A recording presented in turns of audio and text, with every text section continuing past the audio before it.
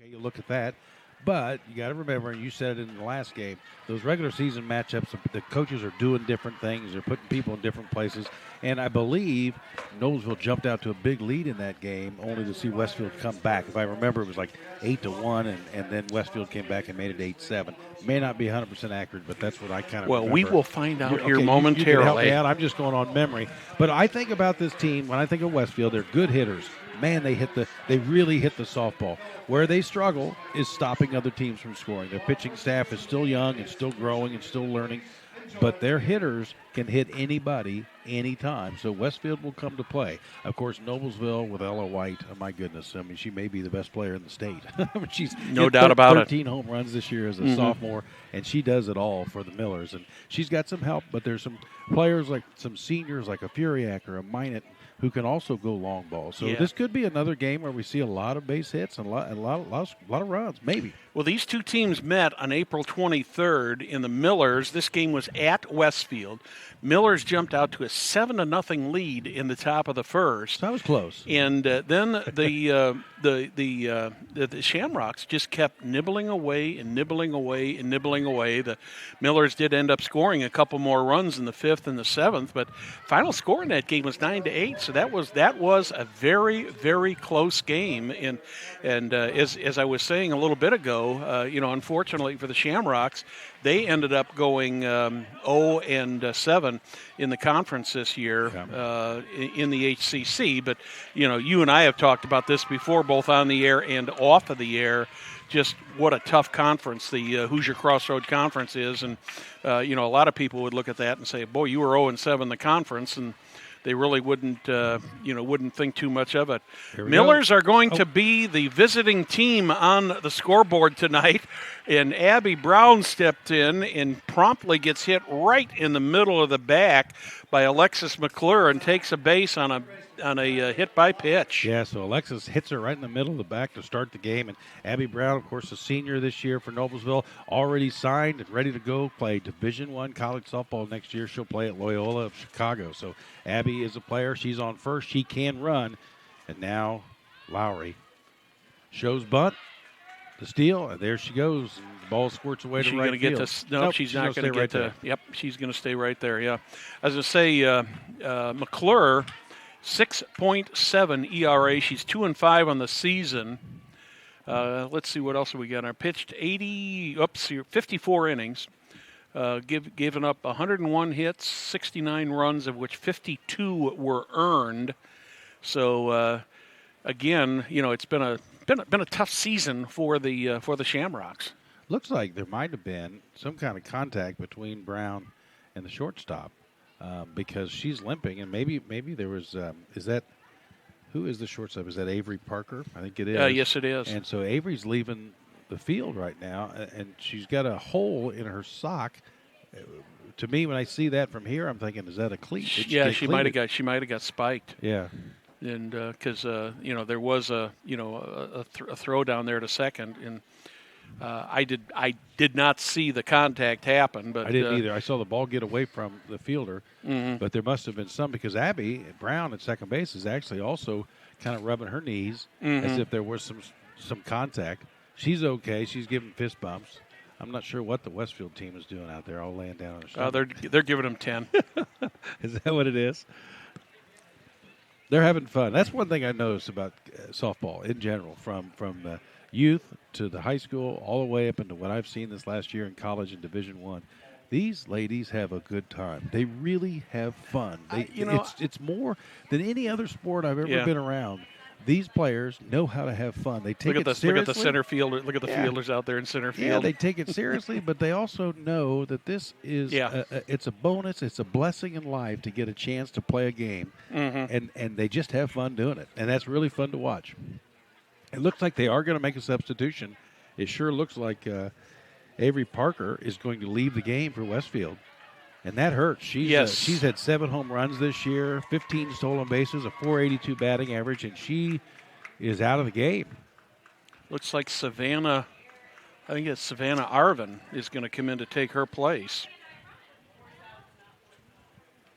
Big number 8 on the back of her uniform. She's a junior, Savannah Arvin. Savannah. I've always liked that name. Like the city, too. Yeah. So now Savannah comes in at short. That takes a big bat out of the lineup for Westfield. But the beautiful thing about this game is they can come back in. Mm-hmm. They can get her over there.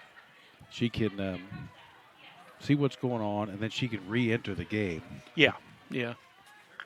And I would assume if the medical staff down there takes a look at her and deems her to be okay, if there's any bleeding, you obviously have to get that taken care of first.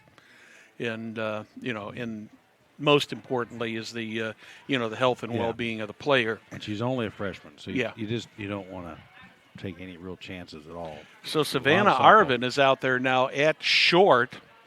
Abby Brown is on second. She was hit by a pitch and then stole second.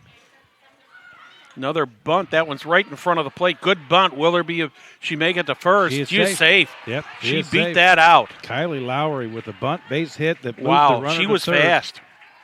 Well, it was a perfect bunt. Yes. Absolutely perfect spot. Made it very, very difficult for the fielders to try to get her. So the Millers have got 2 on, 1 hit. Abby Brown on courtesy of the being hit by a pitch. Advanced to second on a stolen base, then over to third on what looked like it was going to be a sacrifice bunt. But did you see how fast Kylie Lowry got out of that batter's box, Will? She moved down the line. She was moving. Now Ella White only hitting .518 with 13 home runs this year. That's all she's done. That one's inside. And Lowry takes second base unchallenged. Yeah, free pass for second base. And now you've got 2 runners on in scoring position with nobody out here in the top of the first inning. Wow.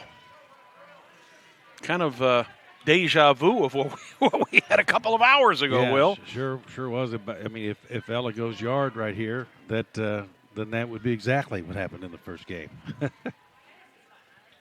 Nice pitch there. That one just misses on the inside corner. 55 degrees here at game time. Now they're saying the wind is out of the north at 9, so instead of being a crosswind blowing left to right, it's blowing straight in from left now. Was that a text from Angela Buckman? Did she text you that and say? No, I can't say. I picked that up off of the Weather Channel. I thought for sure that Angela was texting you and let you know the weather. She probably would. She would. She'd let you know. She's a softball fan. Mm-hmm. Yeah, I know all those people that are in that business right now. They're all focused on 16th and Georgetown as well they should be. And that's ball 4, and the bases are loaded. So the Millers off to a great start here in the top of the first. Bases loaded, no outs. Cleanup hitter Chloe Tragesser steps in. You know Chloe. Oh, yeah, I know Chloe well. Know her dad, Brian, know her mom. Know the whole family. They're all good athletes. Her older sister, Bree, is at Indiana Wesleyan, no longer playing softball. But Chloe has committed to play also at Indiana Wesleyan. And so she's going to get a chance to play NAIA, see if she can tangle with those Marion Knights down the road. She's only, a junior, I think, still. So she's got another year at Noblesville. Bases loaded for Chloe Tragesser.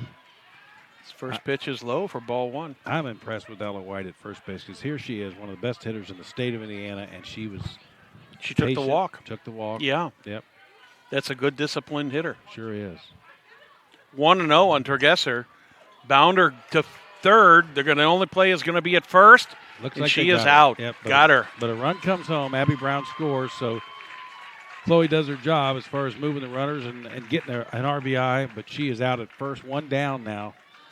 But still runners on second and third with just 1 out. And Julia Furiak steps in. Another one who's, she's batting at a modest 391. Yeah, Julie has just been a great player for a long time. She played with my daughter Maggie for several years on the old Noblesville Flames and then in the Shockwaves organization. And then, of course, for the Noblesville Millers. She can hit it. She can hit it deep. Yep. Ooh, that one almost hit her. Inside, ball 1. She has not decided yet what she's going to do in college. She had an opportunity perhaps to go play at Marion. And then I don't know if she's officially withdrawn her verbal for there. She's not sure what she's going to do yet. She's got options, I think, and she could play if she wants to. There's the bunt. Where are they going to go? They're going to go home. And she's out. Nice play. Real nice play there by Alexis McClure, the pitcher. She came at it, just scooped it up. Tried the suicide squeeze, and Kylie Lowry is tagged out at home. And that's a big bonus for Westfield because they get the out and they prevent the run from scoring. And at this point, that's what you want to do. You want to stop the Millers' threat right here. Still got runners on first and third. Emily Minot steps in. Just .438 is her batting average. .438 with a couple home runs. She's committed to play at DePaul. So another Miller that's going to go on and play college softball. She's going to join Grace Smith at DePaul. I remember Grace last year in the sectional, regional, and semi-state. Yeah, wow, what a performance. Yeah, she just was unbelievable. Played with a lot of guts. And did it with one leg, basically. There's A shot. well-hit ball. That could be gone. That's gone. A 3-run homer for Emily Minot. Wow. Minot does it again. I was talking to her dad before the game. He says, yeah, she only has 2 home runs this year. Well, there's 3. She gets another one. Great home run for Emily Minot. And just like that, the Millers are jumping on the board. And they've done this all with 2 hits, Will, with a base hit and in the home run. Of course, Furiak reached on a fielder's choice.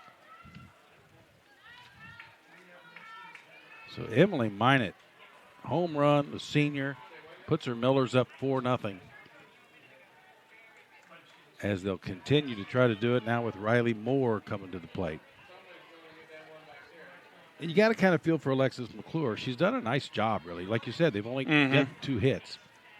Miller's just kind of worked it, went around, got runners on, and then the big hit from Emily.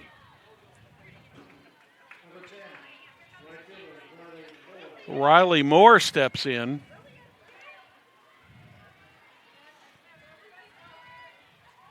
Just looking down this starting lineup, Will, and there's hardly anybody in here that's hitting below 300. Yeah, they hit it a ton. A powerful team.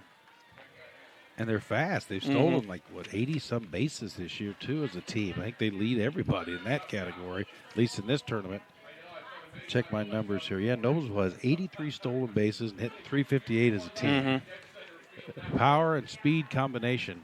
I mean, they should, if they can, work their way through this sectional. It's hard to win any kind of tournament. Yeah.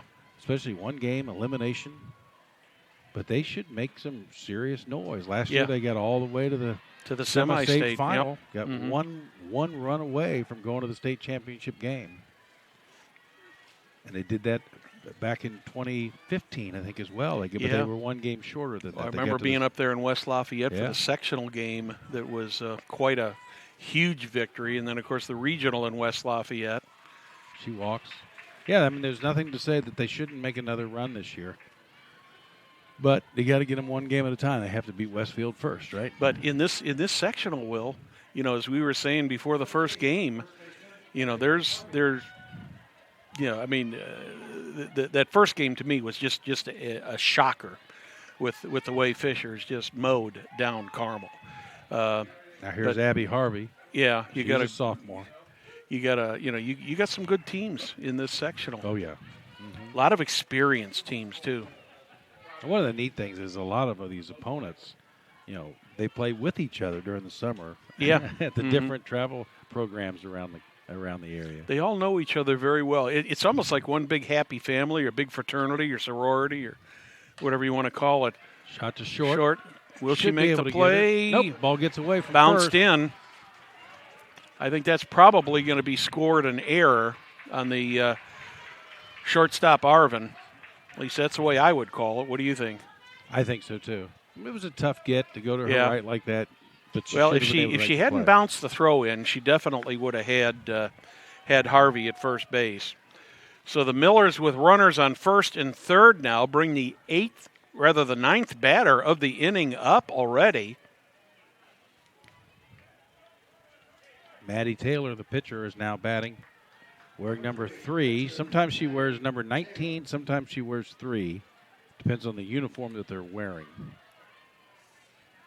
So the Millers have batted around here already. Throw back to third. That one gets away. There's going to be a play at the plate. Yes, there is. And the Millers have scored another run. I believe that is going to end up being a probably, I would say you'd have to call that an error on the catcher on the throw, wouldn't you, Will? I would think so, yep. Error on the second catcher. Error of the inning. Sarah Harmeyer with the error. So that scores Riley Moore. Abby Harvey is now at third base, and the Millers have scored 5 runs in only 2 hits, but 2 errors. 1 batter hit by a pitch, also 2 walks in this inning, and they've been costly. Yep, but don't give up on Westfield just yet. They can really hit the ball, and if they can stop the bleeding here, get out of this thing at 5-0, and then come up with their bats, they might be able to make a game of this tonight. But Millers are tough because they just keep applying the pressure. Yes, they do. They just never quit. No, they make plays. They bunt. Look what they've done this inning. There's been small ball and power combination in the same inning. Now Maddie is batting, and she's thinking, you know what? I've already got a 5-0 lead, and I hadn't even stepped in the circle yet. Yeah.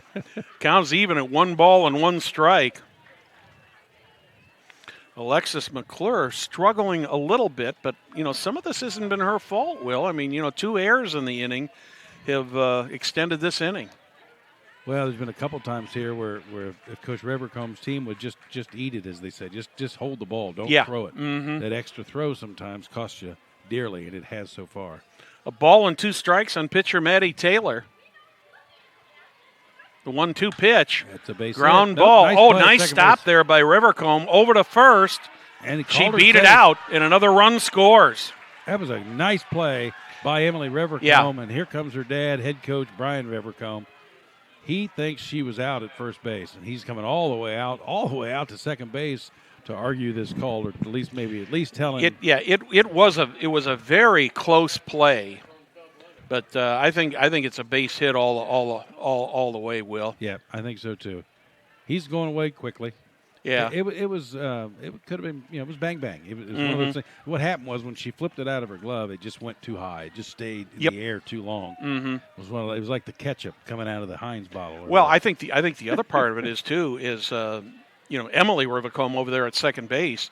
She made a nice play even trying to stop that ball. Yeah, I thought it got through. And then she did a nice play. I like you. I thought that was going to be a base hit, just a clean base hit into right field. But as it is, it's an infield hit. And Maddie Taylor is on base at first. And Abby Brown, who led this off, the first pitch of the game got hit. First pitch to her is called strike 1. So now Abby gets another chance here in the top of the first inning. Miller's already ahead 6-0. Well, you said it earlier. In their first game during the regular season this year, the Millers scored 7 in the top of the first. But then the Shamrocks just kept coming back and picking away. The Millers never lost the lead, but they ended up winning the game 9-8. 1 ball, 1 strike, and Abby Brown. There's a foul ball back off to the right behind the dugout. They've done a very nice job in this complex here, Will. I remember the old complex before they basically took this whole complex and just wiped it out and started brand new. Very nice facility here at Carmel High School. Well, for Carmel High School here at Hazeldale Elementary School. Cherry Tree Elementary. Yeah, Cherry Tree. I'm thinking of Hazeldale Elementary up in That one gets away. Another throw. Another throwing error, and the Millers have got another runner on third. Emily Rivercomb just threw that ball right by Alexis McClure, went all the way to the screen, and on the play, Maddie Taylor ends up with a stolen base in the third error of the inning for the Westfield Shamrocks. A throwing error on the second baseman, Rivercomb. Well, and that's a little bit of frustration right there. I think. That's just a mental error there too. Right now they're thinking, "Darn it, we want to be in this game. Yeah. We don't want this to get away from us." And now all of a sudden it is. Count is 2 balls and 2 strikes. Abby Brown up for the second time in this inning with an RBI opportunity here. Squares around a bunt. Pops that one up. That one's going into right field. Reagan Orland is there. She misses the ball, and Abby Brown is going to be on base with the 4th error of the inning for the Westfield Shamrocks. Yeah, Reagan was camped under that. Looked really good. Looked like Reagan. Perfect Yeah, form. I mean, I thought she's a good outfielder. I thought that was going to be a routine hit, or a routine out for her. So that is now 7-0. Yeah. I actually worked with her dad, Jason Olin, at the Elam Group in Noblesville, and he says, every once in a while she'll do something like that. She's a great player, hits the ball well. She's a young athlete that's probably bound for college softball someday. Yeah, but just kind of hot shot, just right looked away, just about 2 feet away from the third base coach out there. Larry DeSalvo down there. Boy, that one would have hurt if that would have hit him. Yeah. 1 strike. I don't know. It looks like he's got a couple extra layers of clothes on. He might have been okay. Well, he looks like he's kind of built a little bit like me with an extra layer or 2 also. I wasn't going to say it. I got a little padding there extra. The 0-1 pitch. That one is outside. Evens the count. 1 ball, 1 strike. I think he's got 3 or 4 layers on there. Come on. Yeah. Well, I don't blame him. It's a little chilly out here. It is. It's end of May. We're supposed to be in the 70s or 80s. It'll change. 1 ball, 1 strike. The pitch from McClure. That high. One's high, 2-1. This is classic rains it pours. I mean, just everything that could go wrong has gone wrong for Westfield here in the top of the first inning. They've given up 7 runs on just 3 hits, but committing 4 errors. Wow, 4 errors. That's more than we saw in the whole first game. Yeah, here's Lowry. I don't think we saw any errors in the first game. I have to look. I remember. I'd have to look. I can't remember any. Nothing like that. Nothing like what we've seen here. 3 balls and a strike on Kylie Lowry. She reached on a single her first time at bat in this inning. That's high, too, and called it a strike. Okay. Full count on Kylie Lowry. Kylie Lowry, another Miller that's going on to play college softball. She's going to Anderson. She's going to play up there. Good little university up there at Anderson. Nice school. Good athletic program, but a better school. Lowry hits that one foul down the third baseline. Abby Brown off with the crack of the bat on that one. I wonder if she'll be running on the full count here. Yeah, I got to thank Andrea Furiak. We call her Judge's mom. For giving me the stats on where these kids are going to school. First game, I think she heard me, and I was kind of guessing on where people were going. And she said, here, we'll take this. So now, thank you, Andrea, for all the stats on where these kids are going. Hey, I'll tell you, you know how it is. All the help we can get, we appreciate. That's ball 4. And Kylie Lowry is on board for her second time in this first inning. That'll bring Ella White up. She walked in the first. Now Rivercomb, Coach Rivercomb is coming out. I think he's going to make a pitching change. Boy, this is just deja vu with the first game, Will. Yeah, it is. So Rivercomb, I think he's making a change. It looks like it. He may be making a double swap here, too. McClure is still in the circle. Now she's coming out. But there are 2 players coming out of the dugout. That's the girl that was hurt that's coming in to pitch. The shortstop, Avery Parker, right? It looks like Avery Parker. Yeah, so she'll have to go. She'll go back into the number 3 slot. And that would mean that Savannah Arvin will come out of the game. No, I was wrong. Parker is not. Is that Parker pitching? Or is that, I can't read this. Is that 15 or 18? It's either 18 or 16. I cannot tell. Those darn ponytails. I don't think it's 16. 16? Or is it 15? No, it is 16, so isn't it? Avery Wagner. Avery Wagner.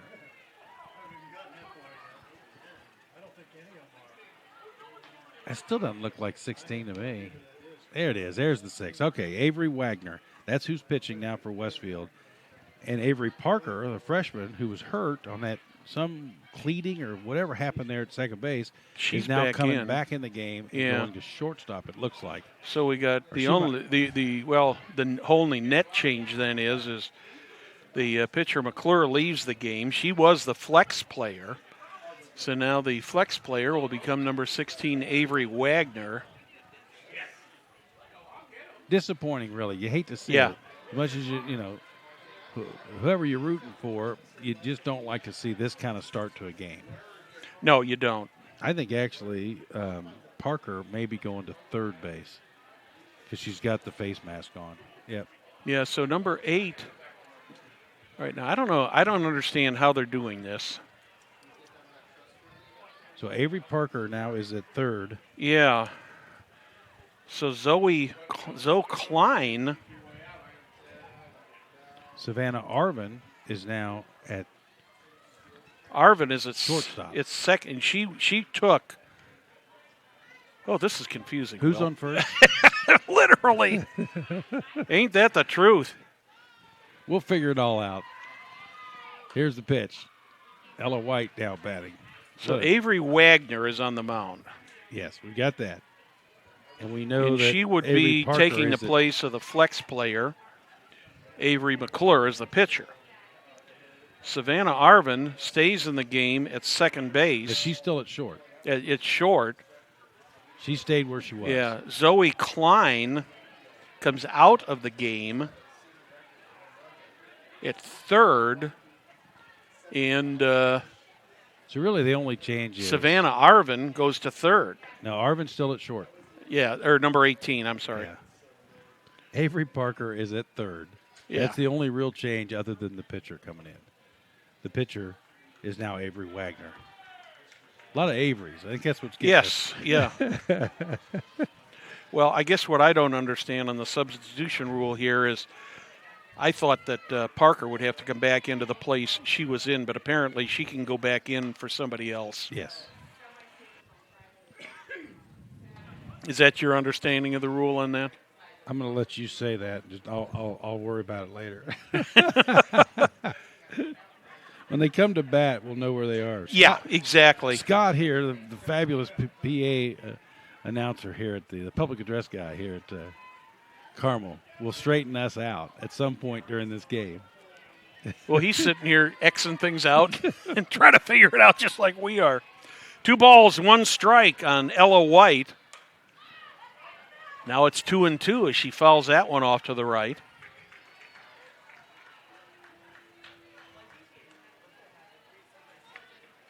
Seven 0 Noblesville Millers here in the top of the first inning. Westfield still has not gotten them out of this half inning. 2 balls, 2 strikes, 2 outs, 2 on. 7 runs in here in the top of the first for the Millers.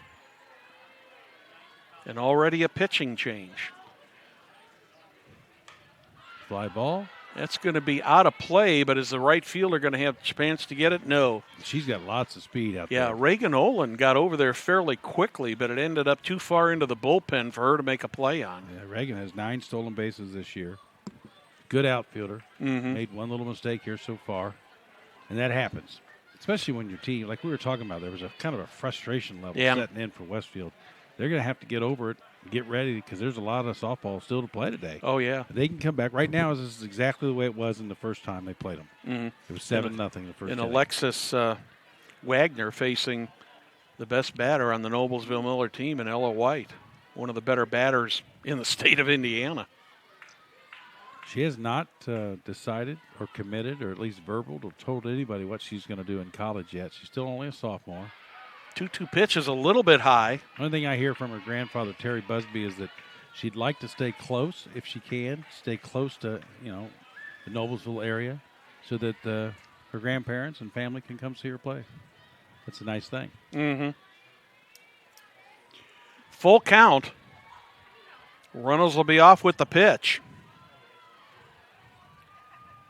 White takes that one for ball 4, and the bases are loaded with Millers once again, Will. And now Chloe Trageser. 13th batter of the top of the first to come to the plate. Chloe, 474 average this year. Just had a really nice junior year. What's amazing about this Miller team is they've got a great senior class, but there's still some underclassmen that are coming up. A good mix. She grounded out to third base, but got an RBI earlier this inning. She puts it in play most times. Mm-hmm. Only 3 hits for the Millers in this inning. 7 runs. 4 errors for Westfield. Now Chloe Tragesser facing Avery Wagner. The 0-1 pitch. Swing and a miss. Tragesser in the hole at 0-2. Avery Wagner, just a sophomore. Another young talent for Westfield. Ground ball right back to the pitcher. That should get the rocks out of there, and they're finally out. But in the inning for the Noblesville Millers, 8 runs, 3 hits, 4 errors by the Noblesville Millers. They left the bases loaded. We are in the middle of the first. Millers 7, the Shamrocks coming to bat.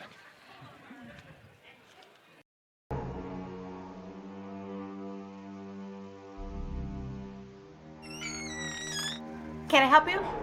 Yeah, I'm looking for Logan Street signs and banners. You found us. But this ain't Logan Street. This is South 10th. We moved 22 years ago. Well, how come you didn't change the name? That would have just confused people. Well, actually, South 10th is Allisonville, if you're from Fishers.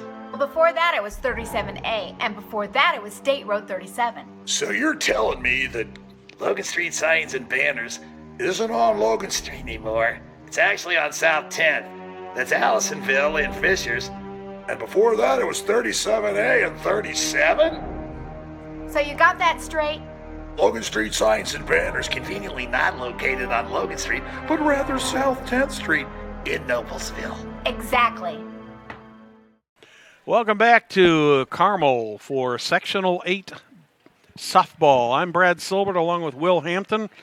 Scott Gregg was just commenting over to your right there, Will. 32 minutes in that first half inning. Wow. 32 minutes. My dinner, my little Jimmy John's is already wearing off. I'm going to need another sandwich. I don't blame you for that. But remember, if you're a Westfield fan, you're thinking, okay, we played this team earlier in the year. Yep. And Noblesville scored 7 runs in the first inning. And, we came back and made it a ball game. And you've got to look at this game a little different than that first game between Fishers and Carmel because of the conference. So they were playing for conference stuff there, Will. And by no means is this one is this one over. But no.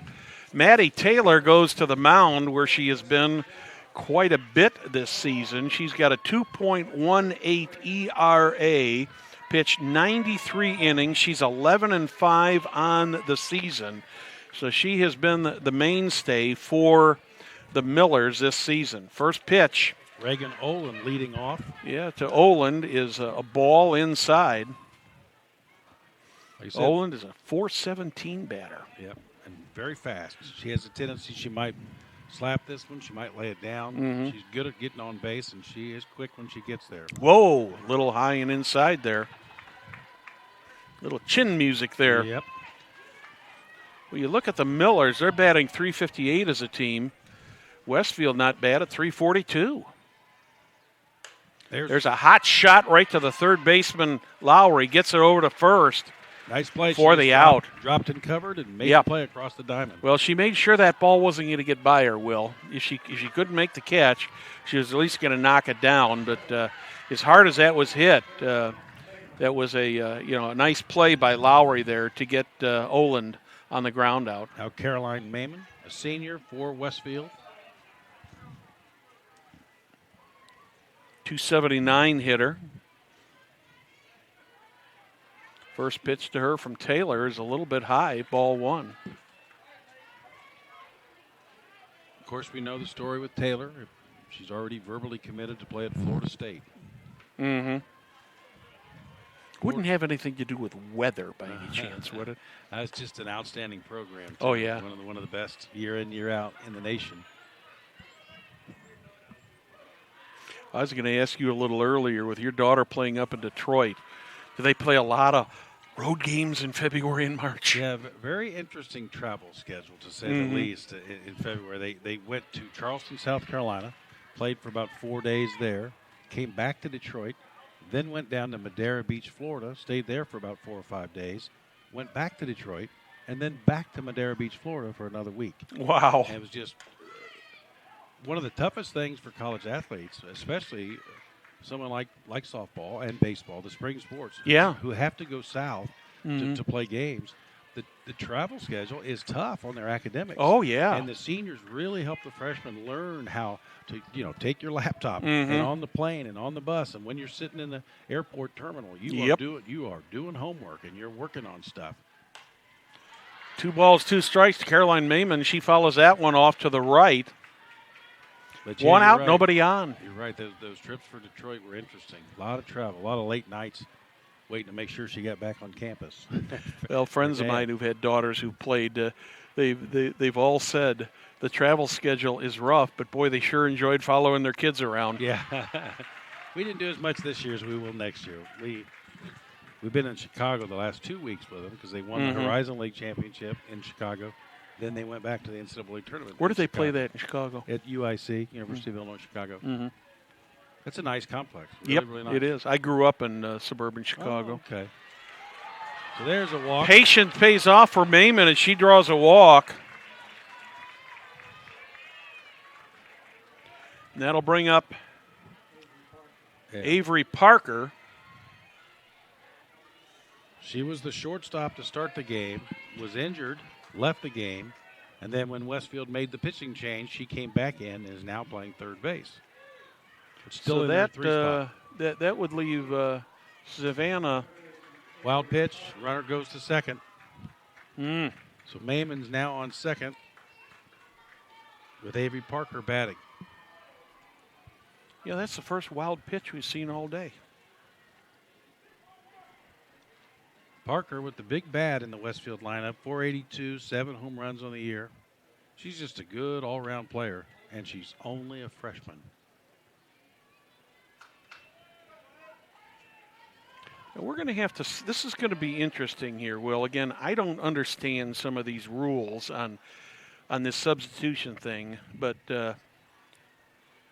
Arvin is still in at shortstop, and Avery went to third base, but went back into the slot that she was originally in. Yeah, Arvin is probably now batting where Klink is supposed to be. Yeah. I bet. That's my guess. Scott, am I right? I'm right. He says I'm right. Anytime Scott says I'm right, I'm feeling pretty good. Because he's right about 101% of the time. Until proven otherwise. There's another pitch. And it's now 3 balls, 1 strike for Avery Parker. Very, very patient. Sometimes it's hard when you're down 7-0. You try to get. You're afraid to get yourself too anxious. And she's being patient up there, working Maddie Taylor to a 3-1 count.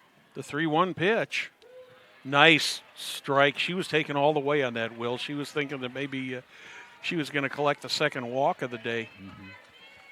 I would imagine she has the green light, even down 7-0. Yeah. Really good hitter. That's outside. She's not swinging at that one, so that puts runners on 2 first walks and in a second. row given up by Maddie Taylor. That's kind of uncharacteristic for her. Sarah Harmeyer steps in, the catcher.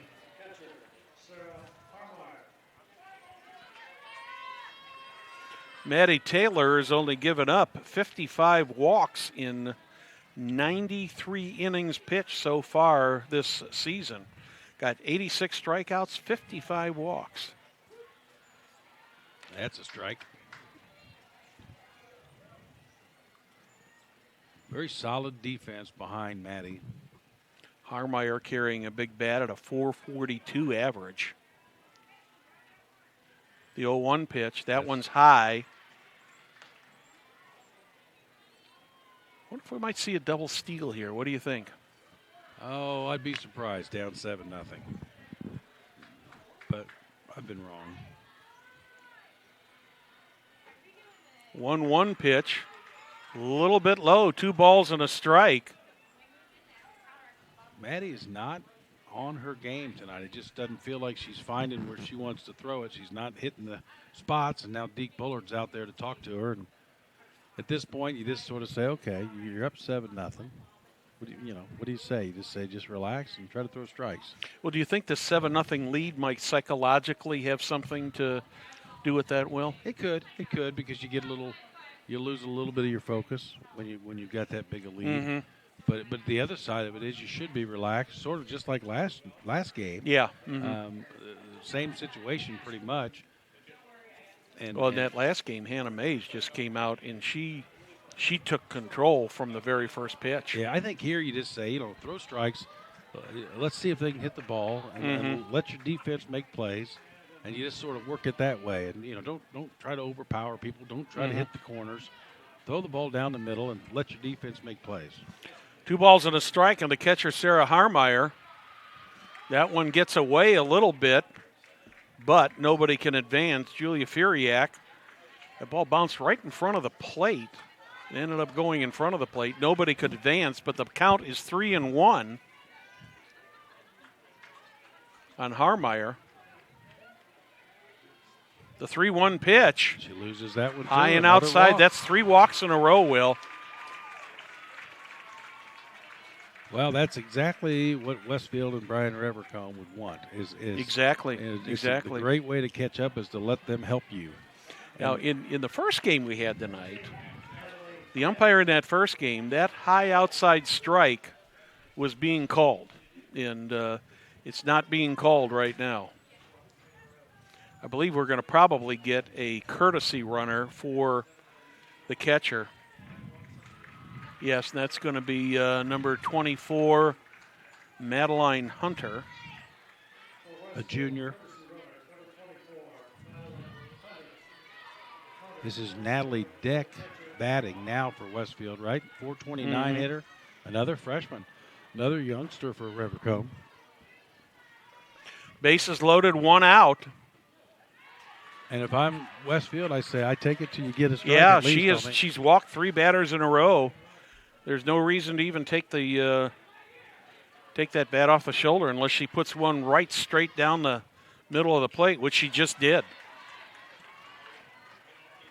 Deck had a good pitch to hit, and Taylor threw her a good pitch. Bases jammed for Westfield, down 7-0 here in the bottom of the first inning.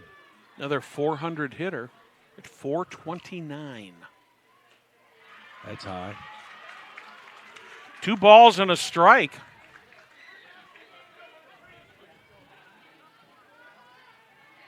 This is the first time I've seen Westfield this year, Will, in looking up and down their batting order, in the way they're hitting and stuff. I'm a little bit surprised at their record with the way they're hitting the ball. 2 balls, 2 strikes, 1 out. The bases are loaded here in the bottom of the first. Miller's up to a 7-0 lead. That's inside. Strike 3 called. Called a strike. That one had to be knee-high right on the inside corner of the plate.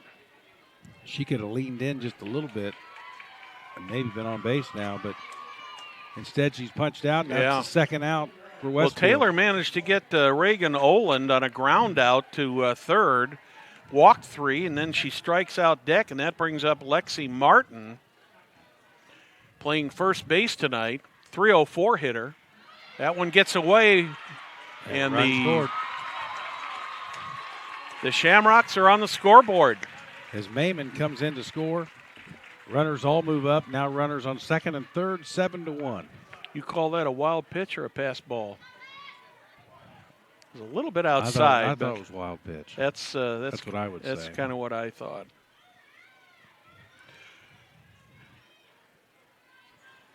So the Shamrocks have scored without having a hit so far this inning. 7-1 now. Another one inside. A little bit inside. 2 balls, no strikes.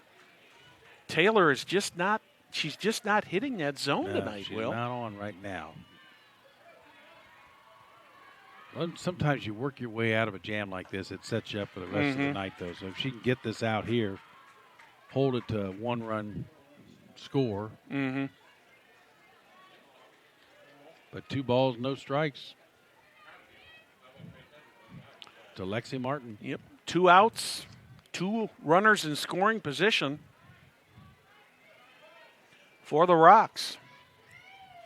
You can almost sense a little frustration on the part of Taylor, the way she's walking around the circle there. There's a bunt. Got to be a play at first, makes the play.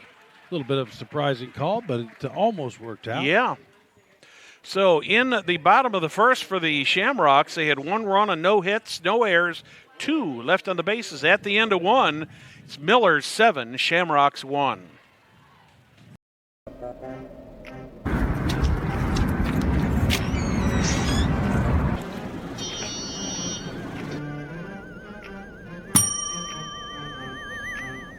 Can I help you? Yeah, I'd like to order a hamburger, fries, salt, maybe a large vanilla shake. Yeah. This is a trophy shop, can't you tell? You got a counter right here. Isn't this where you place the orders? We sell trophies, we sell plaques, we do embroidery. No food. You got carry out? Unlike the internet, everything that you need we have here at the shop. Very unique. You order today, carry out tonight. That's our version of carry out. All right, I'll take 1 of everything. Well, that may take a little longer. We'll have it for you tomorrow night. You know, Jim, I'll be back tomorrow to pick it all up. We'll wait for you. Don't wait long. Will next to me and Will behind me. Welcome back to Carmel. Sectional 8 softball. Long first inning, Will. It sure was, but you know what? It was some entertaining softball. Can we say that? 13 hitters for the Millers, 6 hitters for the Shamrocks, so 19 hitters in the first inning alone. Yeah, for the Shamrocks here in the second, it'll be the 5, 6, and 7 batters. Furiak, Minot, and Moore to face Alexis Wagner, who came in relief in the first inning. There's a solid base hit to right field for Furiak. She reached on a fielder's choice her first time up, and I would assume we will see a courtesy runner for her. Yes, we are. And I cannot see who that is out there, Will. I think it's Alyssa Solomon. I think it's number 11, Alyssa Solomon, I believe, but I'm not 100% sure.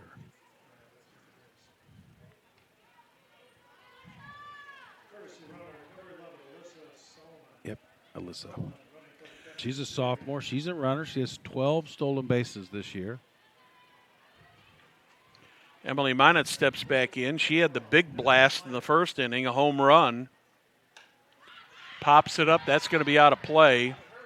Over here to our right. Almost hits her mom. You can hear the thud of the bleachers.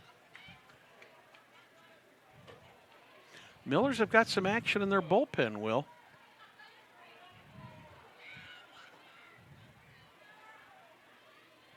You know, with the outline, the way those numbers are outlined, they are tough to read when you are far away.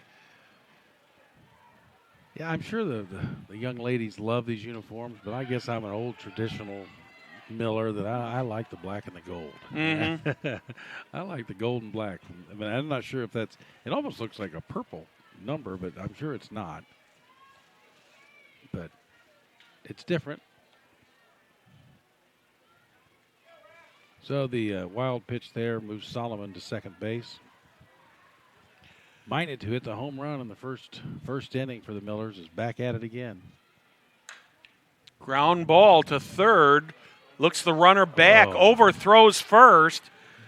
That's going to score 1 run and end up Emily Minot on second base. So Minot gets into second after the error by the third baseman. And Solomon easily scores, and it's 8-1 now. Fifth error of the game for the Shamrocks, Will. That's unheard of. Well, and it just keeps coming in bunches for him, and that's tough. You know, you just want to make a play, and she did a nice job scooping the ball up. That was a hard hit. We just overthrew Lexi Martin at first base. You know what else that may be is Avery Parker normally plays shortstop, and she's used to that throwing from short. Maybe she tried to put a little extra on that. I think she rushed it. I think that's what happened. She caught it. She really had more time than she thought, and she just needed to go back to the fundamentals, plant, step, and throw. And Moore squared to bunt, ran up on the ball, but pulled the bat back and ended up taking the pitch for ball one. She trying a little slap bunt there, Will? I'm not sure. Or just trying to slap her, period. Just trying to get on. There's a pop-up back to the shortstop. Savannah Arvin makes that play. Yep. Just a little floater. And Arvin just took a couple steps and right to her. One out now. Abby Harvey will step in. Reached on an error in the first inning. Scored one of the 7 Miller runs in the first inning.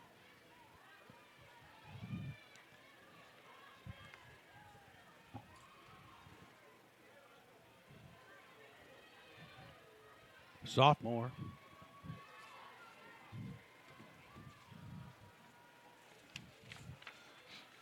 Here's the pitch, and it's outside. Ball one. You just every time I look at these batting statistics, it just blows me away. Harvey, 441.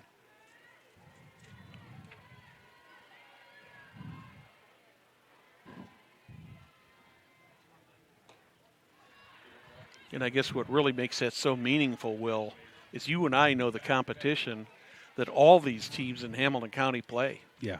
They do not play any cupcake teams, for sure. 2-0 on Abby Harvey. Runner on second. Well, the Millers had their best win of the year, of course, was over number 1 New Pal. Mm-hmm. They beat them in a non-conference game, and that was by far the best win of the year for the Millers. Mm-hmm. Lost to Carmel this year. Uh-huh. It's been kind of up and down a little bit, even though they've got a 15-8 record. We did we Perry and I did that Carmel game, and that was a little bit of a surprise. That was another game that I thought would be a lot closer than it was, and the Greyhounds just dominated that from start to finish. There's a hit into no, no, nice play. Reagan at Reagan Olin. I thought that was going to drop. But she had a quick first step. She did. Real quick first step to come to the ball and make the play. Second out of the inning. That'll bring up the pitcher, Maddie Taylor. Taylor reached on a base hit, eventually scored the 7th run. You know what? I don't think that's Reagan Olin in right field. I think they've made a change. That may be. We'll have to watch when she comes in. It may be Alexis McClure out there.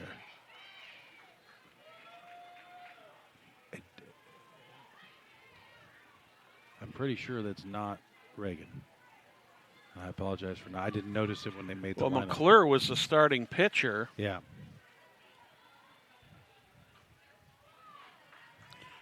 2-0 now on Maddie Taylor.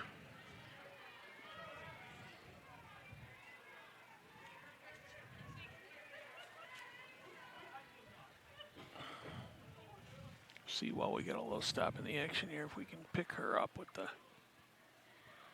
She's trying to show us the number.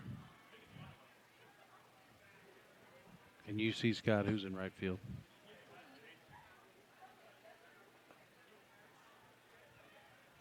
We'll get it. It's 14. Yep, so it is Alexis McClure. So she's in right field. I knew that when I saw her. I said, I don't think that's Reagan. What that does to your lineup over there, I'm not sure. Hey, this thing's already so messed up. I don't know what to say. That's the good thing about being on television is the people watching can see it. Well, that was a good pickup on your part. I hadn't realized that happened at all. Well, I didn't see him make the change. 3 balls, no strikes, and that's a strike. Strike one. Maddie Taylor up there, 3 balls, 1 strike. 2 outs, 1 on, 1 in so far here in the top of the second. Maddie's a good hitter, too.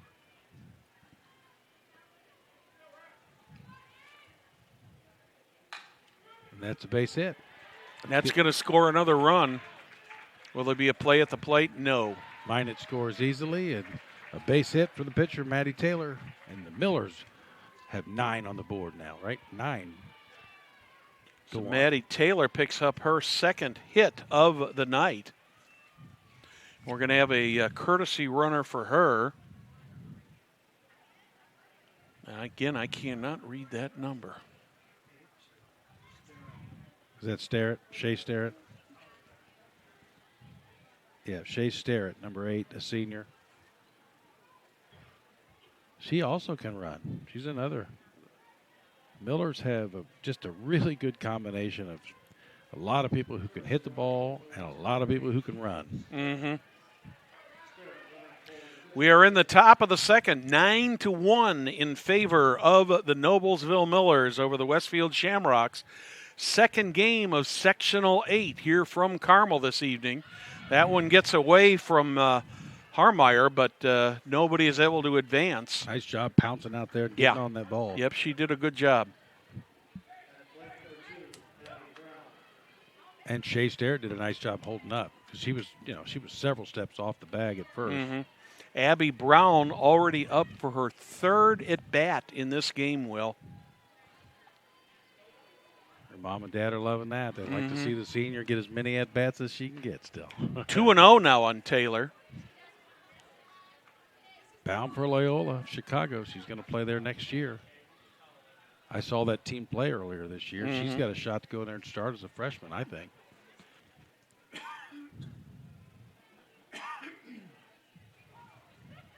The Ramblers from up there on the North Shore of Chicago. I had some good pizza while I was up there this last week. Oh, yeah. Yeah, it was good. Yeah, being a good old Chicago boy, there's nothing better than Chicago pizza. You got to find some. There's a shot. Abby Brown right to the left right fielder. to the left fielder, Natalie Deck, and she makes the play.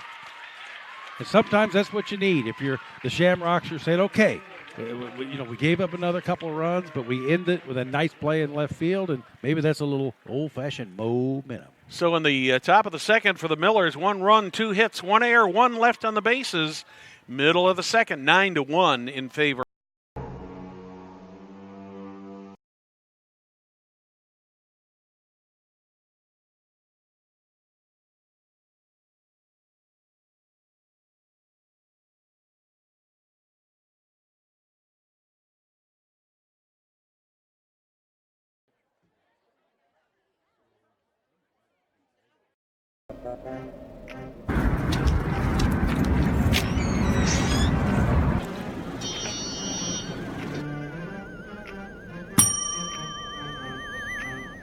Can I help you?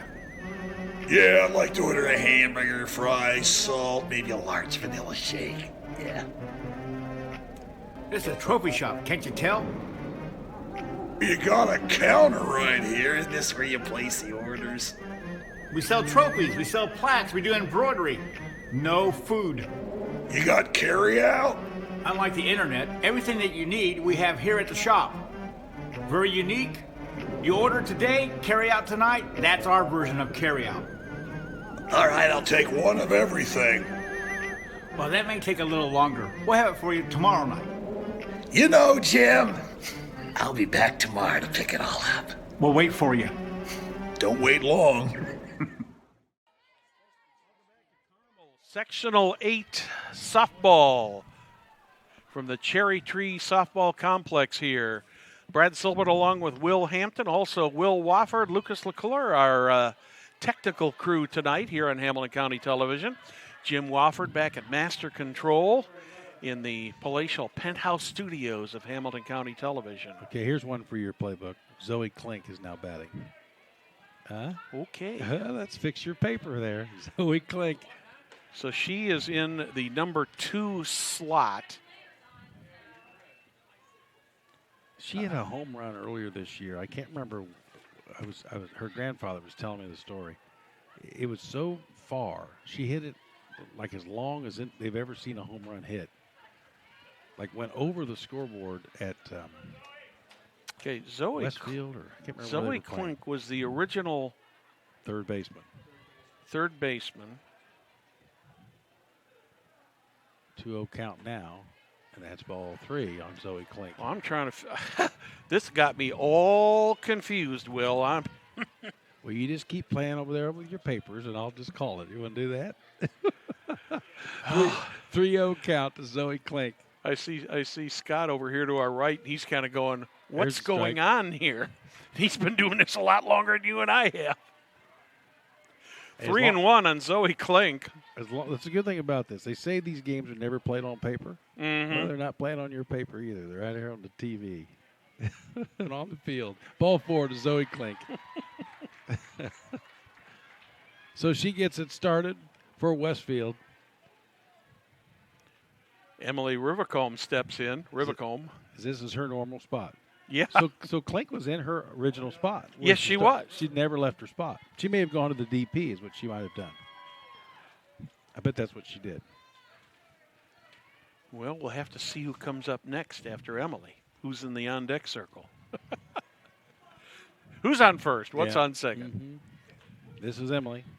Had a great start to this year, really hitting the softball early. Has faded some since, but she's always dangerous. She normally puts the ball in play somewhere. Emily Rivercombe. She's going to get a chance to play some college softball, perhaps, if she wants to. She's only a junior. 250 batter. 1 ball, 1 strike. Of course, she is the daughter of the coach, Brian Rivercombe. 1-1 pitch. That's outside. She managed to pull that bat back just in time. Yep. 2 balls, a strike.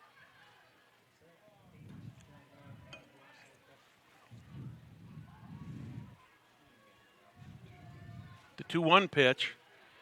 That's a strike. Just over the outside corner at the knees. 2 balls, 2 strikes. No outs, 1 on here in the bottom of the second. Been a long game so far, Will. I'm enjoying it, though. Yeah. That's going to be called a ball. He was thinking about Ball it. 1. I never like when the umpire looks down there and looks like he's thinking. Yeah. You ought to know one way or the other. What was it, ball or strike right away? Maybe he's just into Full a little bit count. of drama. Wants us to kind of wonder what he's thinking.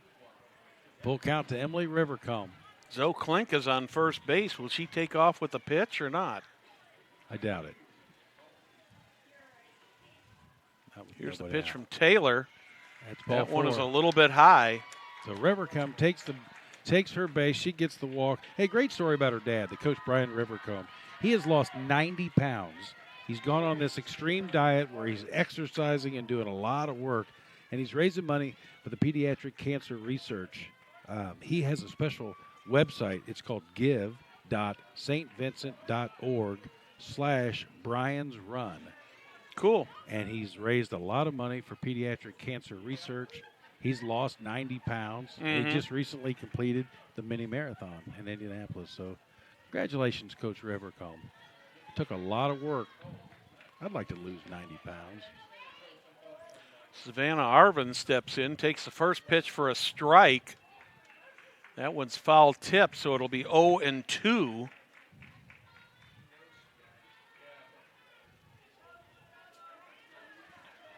Arvin is now the shortstop.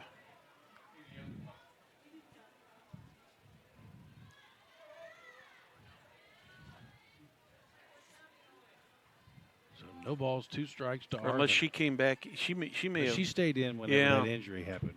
Yeah. She came in and went to short and then just stayed there. That was my fault earlier. I thought she moved to third. But she never moved. When she came in, she stayed at short. Klink has always been at third. Well, and then she left when Parker went to third. I think Klink is probably your DP right now. And you've got Parker at third and Arvin at short. It's only the bottom of the second, folks, and it's 9-1 Millers. There's a shot. Oh, hits that the one bag bounced and goes off fair. the bag. Talk One about run. getting a bad bounce. 1 run comes home. Arvin's going to second. No throw on the play. So now Westfield with runners on second and third. Nobody out. Another run home. It's 9-2. That one was just out of the – Abby Harvey had the thing all lined up, Will, and that just – it hit first base. It just – she was handcuffed. There was nothing she could do. That's actually, I think, Emily Minot now playing first for the Millers. She's at first. That's got to be Minot. I've known her since she was about 4. But you're right, Harvey was there. Or Harvey was the DP. Arvin gets a base hit. Yeah, that's Minot playing first for the Millers.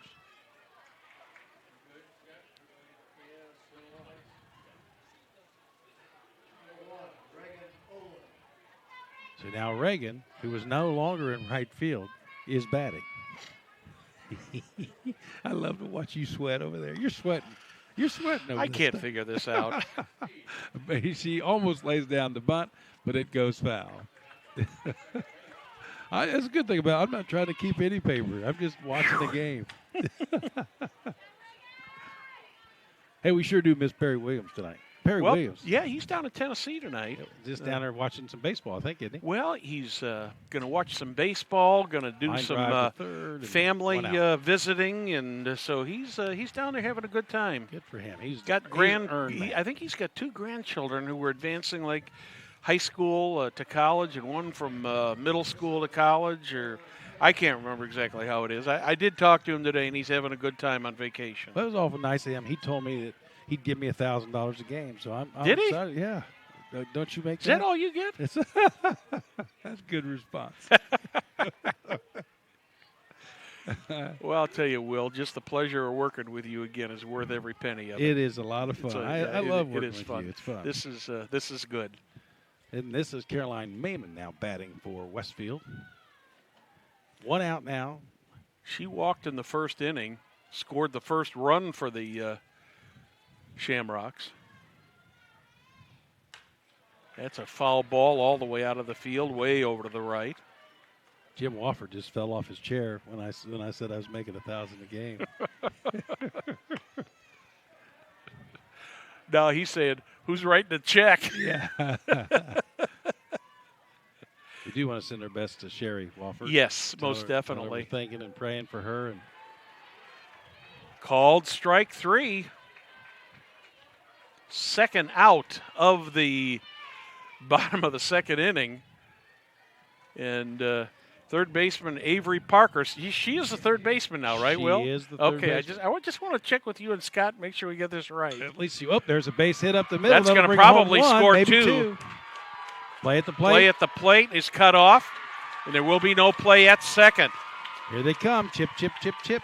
That's what they did in the first meeting. So credit Parker with a single. Advanced to second on the throw. 2-run score. She gets 2 RBIs. And it is now a 9-4 game here in the second inning. Chip away, chip away. That's what they do. You got to give a lot of credit to a coach. The coach, because he just does not let them think it's over. Stay in it. Stay in it mentally. Now Sarah Harmeyer.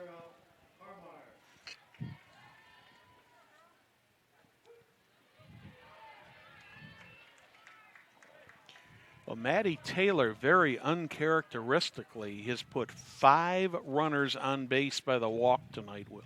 Yes. And Westfield's taking advantage. Oh, yes, yeah. You know, you think about this. It's 9-4. Mm-hmm.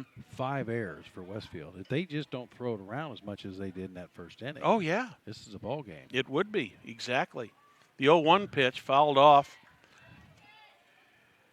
right to the Noblesville dugout. Nice crowd here tonight for as cool as it is. 0-2 on Sarah Harmeyer. She reached on a walk in the first inning. That's a shot in the gap. Well hit, but that's right to the right fielder, Riley Moore. And the Shamrocks are finally retired here in the bottom of the second. But in the bottom of the second, 3 runs on 1 hit, no errors, 1 left on the bases. At the end of 2, Millers 9, Shamrocks 4.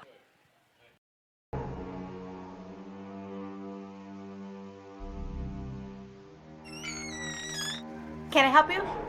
Yeah, I'm looking for Logan Street signs and banners. You found us. But this ain't Logan Street. This is South 10th. We moved 22 years ago. Well, how come you didn't change the name? That would have just confused people. Well, actually, South 10th is Allisonville. If you're from Fishers. Well, before that it was 37A, and before that it was State Road 37. So you're telling me that Logan Street signs and banners isn't on Logan Street anymore? It's actually on South 10th. That's Allisonville and Fishers. And before that it was 37A and 37? So you got that straight? Logan Street signs and banners conveniently not located on Logan Street, but rather South 10th Street in Noblesville. Exactly. Sectional 8 second game here at the Cherry Tree Complex. Fishers Tigers shut out the Carmel Greyhounds 10-0, game number 1. Game number 2, it's 9-4 right now in favor of the Noblesville Millers as we move into the top of the third inning. Millers will send the 2, 3, and 4 batters up in Deke Bullard's batting order.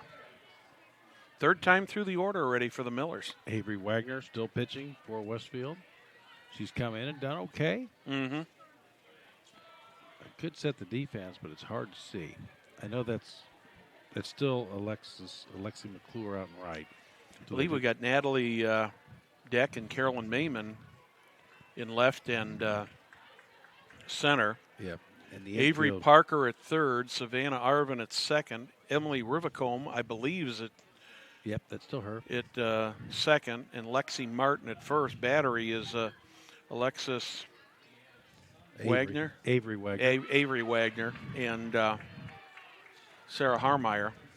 So not a lot of changes. It's kind of been moved around a little bit here and there, but now it's kind of settled in for Westfield. I'm Kylie glad Lowry to see batting. that. You're glad.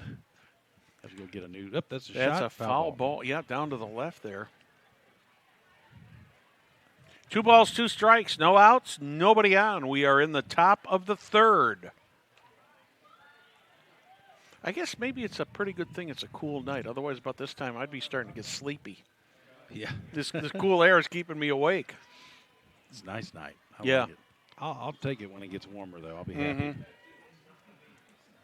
The 2-2 pitch from Wagner. That's a shot to right field. Well, the right field looks like Alexis McClure right under that one, grabs it for the out.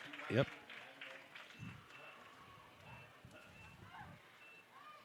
That's the first time tonight that the Shamrocks have been able to retire the leadoff batter for the Millers. See, that's why you make the big bucks, because you've got these neat little stats. I like that.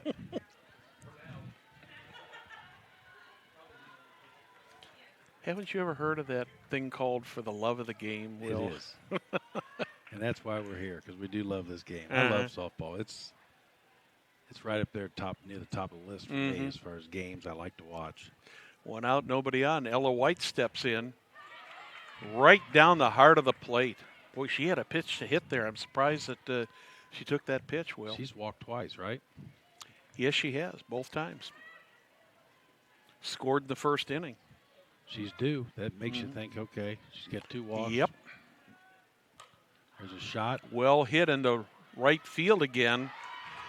Alexis McClure is right there. Both outs have gone to the right fielder, Alexis McClure, so far in this inning. Could we have a 3-up, 3-down inning? Never know, do you, till right now. Chloe Turgesser steps in, 1 for 2. A single and a ground out back to the pitcher. Like I said, she's on her way to Indiana Wesleyan. After next year, she has another whole season with the Millers. Just a junior now.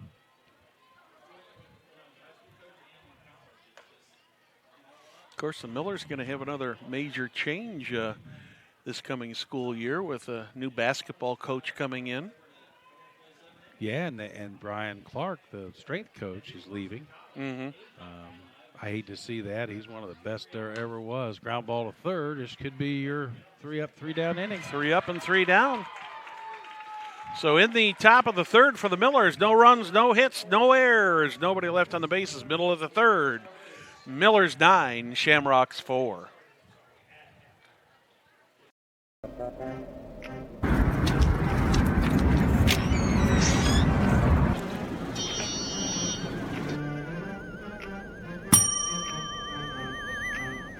Can I help you? Yeah, I'd like to order a hamburger, fries, salt, maybe a large vanilla shake. Yeah. This is a trophy shop, can't you tell? You got a counter right here. Isn't this where you place the orders? We sell trophies, we sell plaques, we do embroidery. No food. You got carry out? Unlike the internet, everything that you need we have here at the shop. Very unique. You order today, carry out tonight. That's our version of carry out. All right, I'll take one of everything. Well, that may take a little longer. We'll have it for you tomorrow night. You know, Jim, I'll be back tomorrow to pick it all up. We'll wait for you. Don't wait long.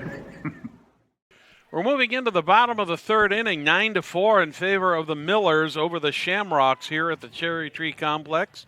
Sectional number 8, IHSAA 4A softball. I'm Brad Silbert along with Will Hampton. Will, so nice to have you here tonight. It's great to have you here. Kind of reminiscent of some of the old days when we used to do some things together at the old hometown television for our good friend Rick Vanderweilen. Yeah, those were some fun days. I really enjoyed a lot of the stuff that we got to do together then, and I'm really enjoying tonight. It's a real blessing and a pleasure that you guys gave me. I'm glad Perry gave me a call, and I got your blessing to join you. You could have said no, I don't want him sitting here. But I thank you very much, and thanks to Jim Wofford. I'm glad to have you. Yeah, it's fun.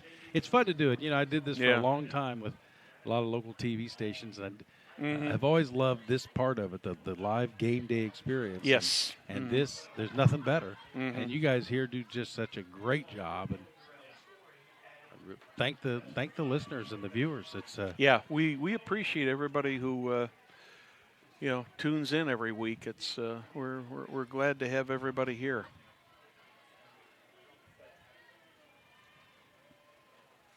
Natalie Deck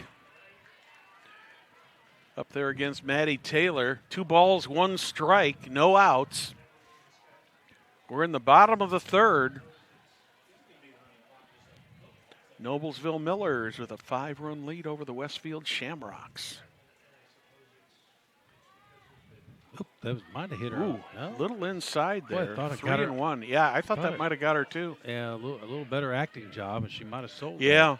She didn't just jump quite quick enough. No, she looked at her hand, and I think she thought about it, but didn't get her. There's the ball for her. She gets the base reaches anyway. on the walk. She struck out in the first inning. First trip down the bases tonight for her. That'll bring up first baseman Lexi Martin. She tried to lay down a bunt base hit last time and didn't get there, but had a nice job. It was a nice bunt. Nice play by the first baseman. I believe at that time was Abby Harvey. Swinging a foul ball straight back. Martin is batting .304. Again, a lot of good hitters for Westfield. They can put it on the board. We'll be back here tomorrow night to bring you the winner of this game against the Fishers Tigers. That game will be at 5:30. And then it'll be followed by the Hamilton Southeastern Royals and the North Central Panthers. The Panthers and the Royals got the bye in the draw. I think it's the second year in a row that North Central got the bye. I think so. And I think last year they played Carmel, if I'm correct. I believe you're correct. In the bye game. Noblesville, of course, won the sectional last year. Marched on all the way to the semi-state final before losing, I believe it was to Lake Central, if I remember. Yep. It's twice now where Lake Central eliminated Noblesville on that stage at the semi-state level. Little bit low. A ball and 2 strikes on Lexi Martin.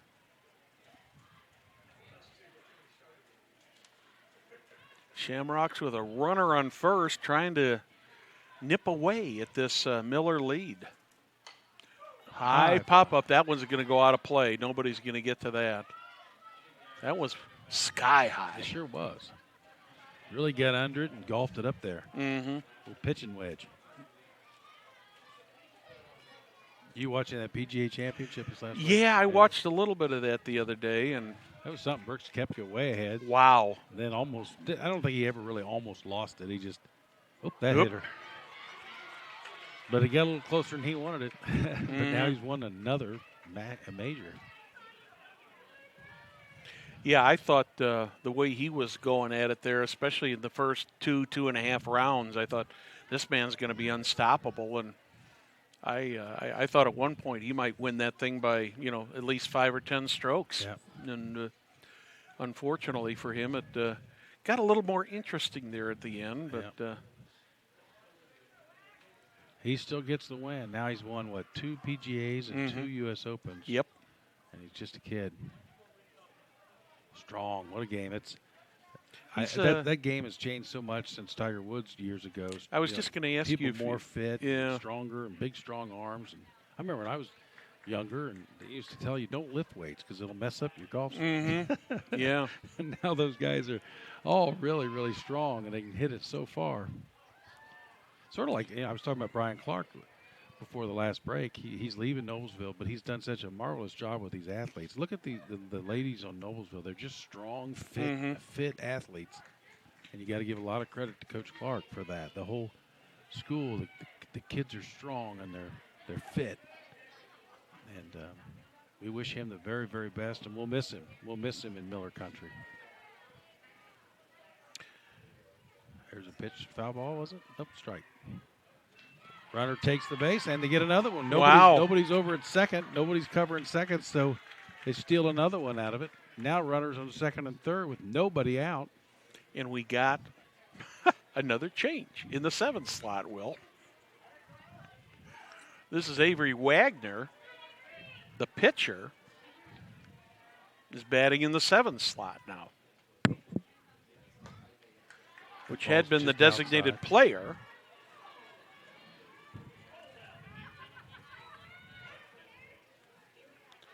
So we'll have to change that again.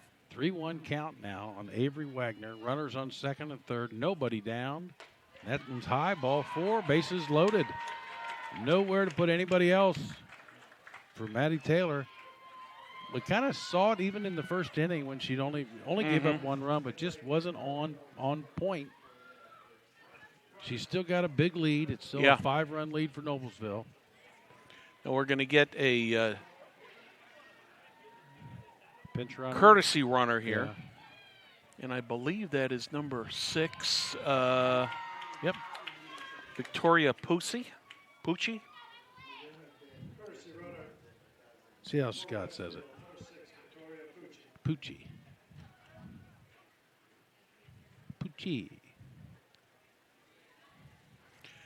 Emily Rivacombe comes up. She's one of the few that I don't have scratched or moved around on this roster, Will. He's talking. They're fired up. I mean, I've never seen a team down 5 runs and so fired up because they feel like they got a chance. Maddie's not completely on her game. There's another visit, that time by Matt Moore. Assistant coach came out to talk to the team. Miller's still in real good shape. They still got a lot of good defense behind Maddie. They've still made no errors tonight. Westfield's made 5. But Maddie Moore. We remember that name. Maddie Taylor. Maddie Taylor with a chance. 6 walks so far for Taylor. That's a strike. Rivacombe takes the first pitch over the lower outside corner for strike 1.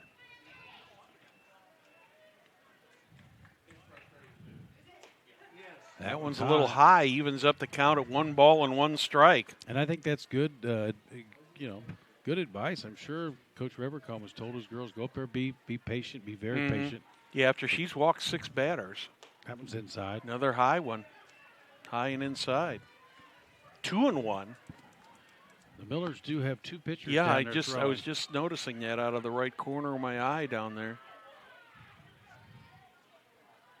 I'm sure one of them was Bailey. That's a strike. Swing and a miss by Rivacombe. I can't see the numbers, but typically Bailey Ryan, number 7. I think that's her on the right down there. The 2-2 pitch to Rivacombe. That's a strike. Called strike 3. She goes down on strikes. Big out there for Maddie Taylor.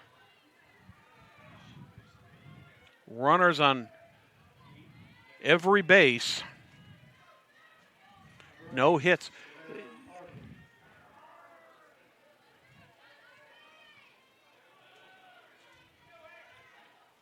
That ball's outside. The Shamrocks have managed to score 4 runs on just 2 hits. Yeah. Savannah Arvin now batting, the shortstop. Had a base hit her first time up. That's a strike. It's almost like the old Little League rules. Don't swing until they throw you a strike. Yeah, exactly. I never liked that rule. I just wanted to swing away right away.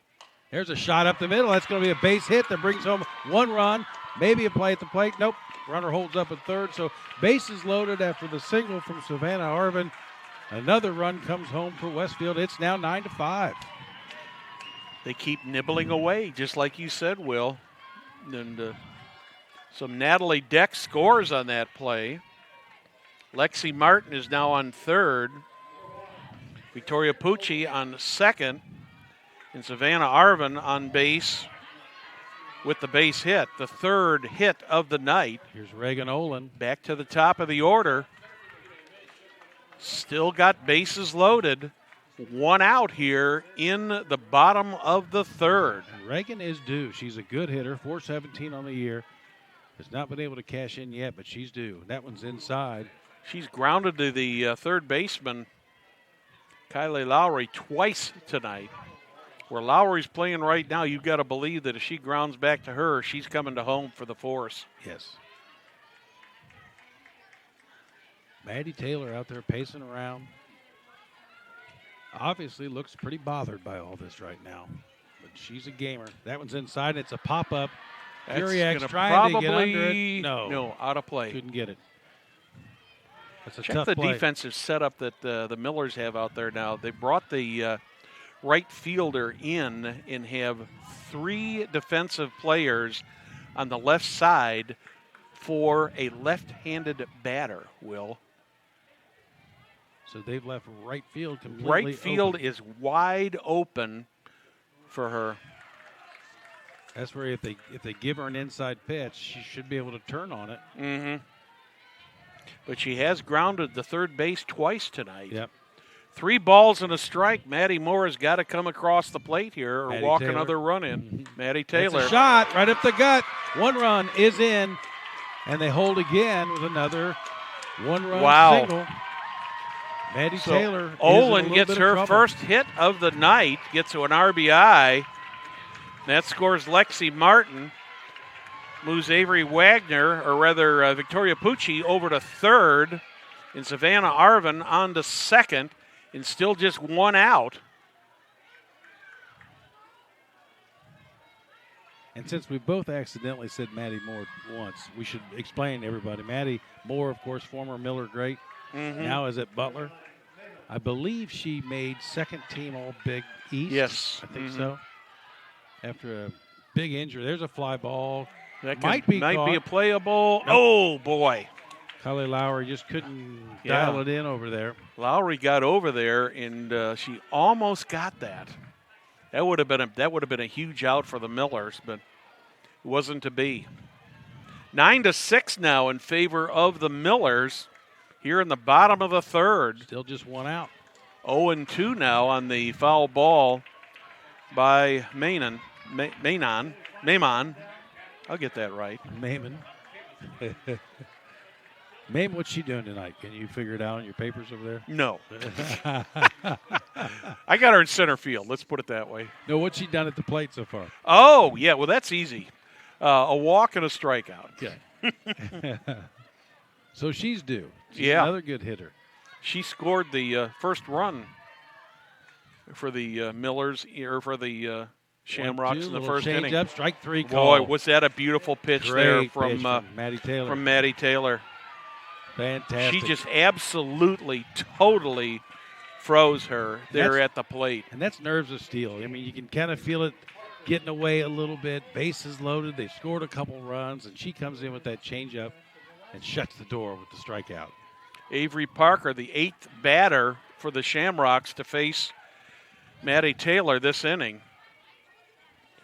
2 outs. Bases are loaded. This would be a win for the Millers if they can hold them to just 2 runs here. Yeah. 8th batter in this inning. 1 ball, no strikes. Here's the pitch. It's a little bit low. Yep, 2 balls.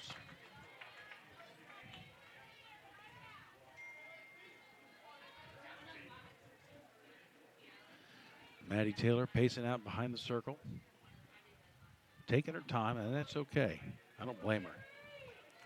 Well, this is a critical point in this game because one swing of the bat here, and it could be a 2-run lead or a single here, maybe quite possibly with 2 outs, the runners will be off with a crack of the bat, could easily score 2 runs here. Give a lot of credit to the Miller outfield.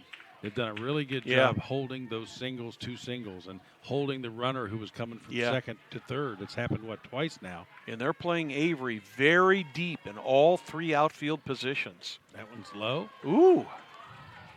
3 balls. 3 balls and a strike. No place to put her. I think this one you say you take it unless it's right in your sweet spot. See if she'll walk you. Oh, she hit it hard right back at Maddie Taylor. 1 run is home. Maddie's hurt, it looks like. Bases still loaded. Yeah, she took a shot right there. Hit her right in the arm, I think. Yeah, it looked like it hit her right by the shoulder. And she was so stunned she could not move. She said, "Give me the ball. I'm okay." Coach is coming out to talk to her. That was a shot. The result is the thing that made me think she was hurt a little bit is that she didn't move. Yeah, it's like it stunned her. Coaching staff out there talking to her, the medical staff also coming out.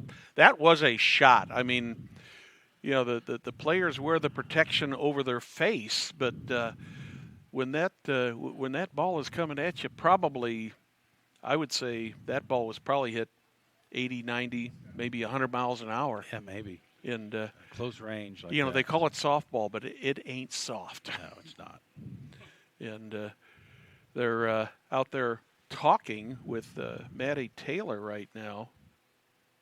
She's walking away from the coach, almost like you think he's telling her, "Yeah, maybe you ought to sit down." And she says, "No." Well, they've had 2 pitchers down in the dugout, or rather in the in the bullpen. She's staying out there. And Deke Bullard is coming off. Nice hand for her.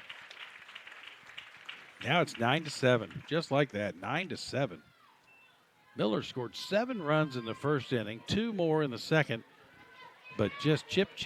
The Westfield Shamrocks are staying in this game, and they're back in it now. And now they've equaled the Millers with 5 hits, both teams with 5 hits. And as you said a little bit earlier, if it hadn't been for those errors early in this game in the first inning, this Shamrock team would probably have the lead right now. Sarah Harmeyer now batting. 9th batter of the inning. Fouled out of play. Maddie Taylor is one tough cookie, and we all know that. Yeah. Just a sophomore. We forget sometimes because she pitched so much as a freshman and had really great freshman year. She just hasn't had her sharp stuff tonight, though, Will. No. There's another foul ball. Harmeyer in the hole at 0-2. So now 0-2, 2 out. Runners will be off. Still loaded. Yeah, runners will be off with the crack of the bat here. There's a shot to right field and should be dialed in by Riley Moore, and she does. She does. Riley Moore gets the Millers out of the inning, so the Millers maintain a lead. But in the 3rd inning for the Shamrocks, 3 runs and 3 hits, no errors, bases were left loaded. At the end of 3, Noblesville 9, Westfield 7.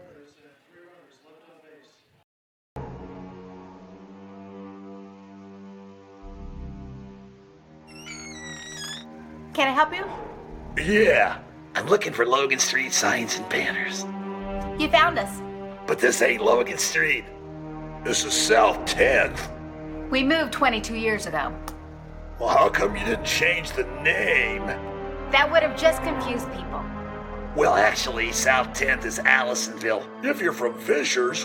Well, before that it was 37A, and before that it was State Road 37. So you're telling me that Logan Street Signs and Banners isn't on Logan Street anymore? It's actually on South 10th. That's Allisonville and Fishers. And before that it was 37A and 37? So you got that straight? Logan Street Signs and Banners conveniently not located on Logan Street, but rather South 10th Street in Noblesville. Exactly. Welcome back to the Hazel Dell Complex, softball complex for Noblesville High School, host of the 2019 IHSAA Sectional 8 4A softball tournament. I'm Brad Silbert along with Will Hampton. And Will, we went from a real fast game in that first game to a slowpoke game here, but boy, a lot of action on the bases. We had 10 runs scored the first game, but so far we got 16 in this game. Well, and the Millers, I think, feel pretty good about the last half inning, just because it could have been so much worse for them. Yes, Westfield had the bases loaded with nobody out. They had 3 singles in a row that basically scored just 1 run each time. Mm-hmm. And normally you would get at least maybe 2 home on they one were of those probably hits. lucky to get away with only allowing 3 runs in. It could have been a 5 or 6 run inning easily. 1-0 on Furiak. Did she go? Yes, she went. 1-1 now. But like I said it before, give credit to the outfielders from Noblesville getting the ball in quickly. Yeah. Well coached. Larry DeSalvo, he's kind of the outfield guru, so to speak, or the outfield whisperer, if you will, with the Miller outfielders. And he's done such a good job for several years just teaching them how to play the position and teaching them how. My daughter up at Detroit Mercy, she really knows how to play the outfield, and that's what they noticed, knowing how to do the drop step, knowing where to position your body. And that's all Coach DeSalvo. He's done just a marvelous job doing that. There's a hot shot to the third baseman, Parker. Over to first to Martin. First out of the 4th inning is Julia Furiak. That third base side has been pretty active tonight on both sides of the scoreboard. Designated player Emily Minot steps in. She had a home run in the first inning. She could do it again. Emily's Reached always on been an a power error hitter. in the second.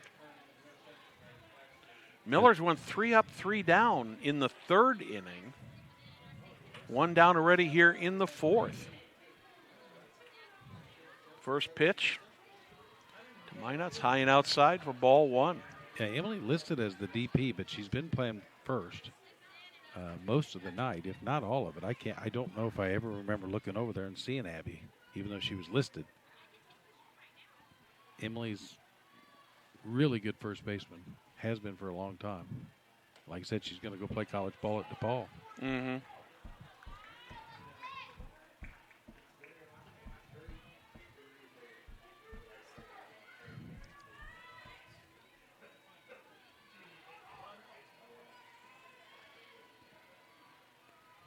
Two-0 pitch. High for ball 3. 1 out, nobody on here in the top of the 4th.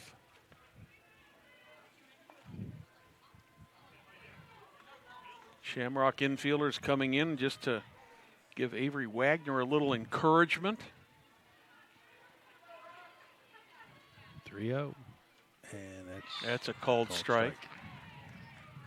I think she was taken all the way on that one. Yeah, sure was. I don't blame her. It's 9-7 now. Been on base twice, scored both times she was on base. Once on a home run, once on an error. This is her pitch, and she delivers again. Well hit. This is high. That's not going to go out of the park. The center fielder, Mayman, goes over and makes the play.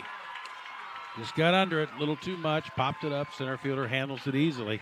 2 down now for Noblesville here in the top of the 4th. That'll bring up the right fielder, Riley Moore.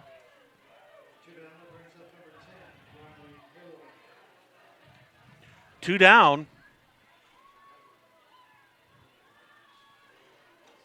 6 in a row have now been retired by Avery Wagner. She's kind of settled into the groove, Will. Yes, she has.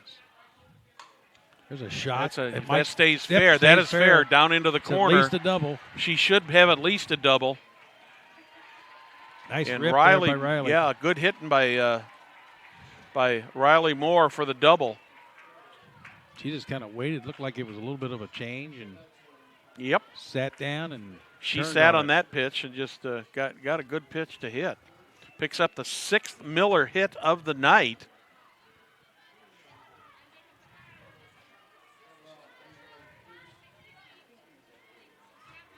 I believe that's Abby Harvey stepping in there, if I'm not mistaken. Yep. 2 outs, 1 runner on second. Harvey takes the first ball for a high strike. Strike 1. Reached on an air and lined out to the right fielder McClure. McClure made a nice play on her last time up. There's a hot shot. Foul. Good play by the third base coach there.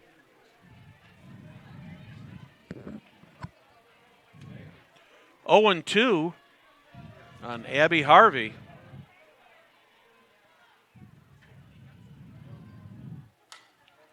Bouncer to the third baseman, picks it up, gets it over to first. She made it in time. Nice play. Beautiful play there from Avery Parker to Lexi Martin. So in the 4th inning for the Millers, no runs, 1 hit, no errors, 1 left on the bases. We're in the middle of the 4th. Still, Millers 9, Shamrocks 7.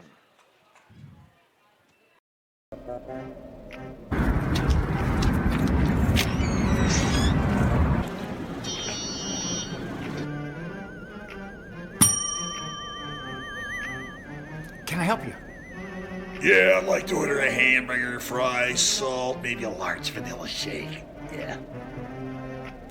This is a trophy shop, can't you tell? You got a counter right here. Isn't this where you place the orders? We sell trophies, we sell plaques, we do embroidery. No food. You got carry out? Unlike the internet, everything that you need we have here at the shop. Very unique. You order today, carry out tonight. That's our version of carry out. All right, I'll take one of everything. Well, that may take a little longer. We'll have it for you tomorrow night. You know, Jim, I'll be back tomorrow to pick it all up. We'll wait for you. Don't wait long. Welcome back to the Hazeldell Complex, or the Cherry Tree Complex, rather. We're moving into the bottom of the 4th inning. Shamrocks are going to send the 5, 6, and 7 batters up to face Maddie Taylor. This is Natalie Deck stepping in. Fouls that one off down the third base side. Boy, the Shamrocks are really bringing a lot of confidence to the plate right now, aren't they? I mean, they are. To stand there and just jump on that right away, and they are not bothered at all by what happened here early in this game. They have mounted a nice comeback. And they seem to have the momentum on their side right now, Will. It's tough. High pop-up. Who's going to take that? It looks like Kylie Lowry is going. Furiak. Lowry was looking to go for it, but Furiak took the ball and made the out. I was a little surprised she didn't let Kylie Lowry take that, just from the standpoint of the angle, but she missed it though. It hit the ground, but the third baseman's got to come get that. Yeah, that should have been the third baseman's play. Yeah, third baseman's got to call her off. It's tough for a catcher with that gear. So Deck really gets a break here. There's a shot. If that stays fair, that could be trouble. No, nice play by Abby Brown out there in left field. Great play, Will. Yeah, just went after it real fast. And she just had a track on it again. Great outfield positioning. She took the right first step and was in position easily to make the play. So the misplay just prior to that ends up not hurting the Millers, and that'll bring up Lexi Martin. Martin's grounded up and hit by a pitch, also scored last inning. It's inside, but they called strike 1. Taylor looks a little more confident out there this inning now to me. What do you think?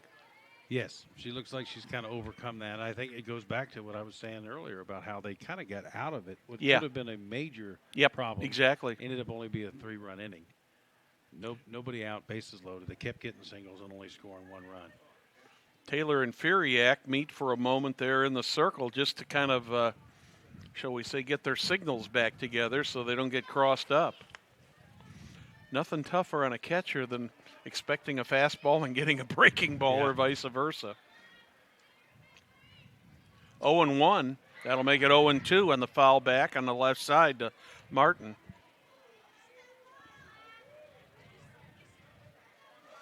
Martin, a .304 hitter coming into tonight's game. We're in the bottom of the 4th. 1 out, nobody on. Inside, called strike.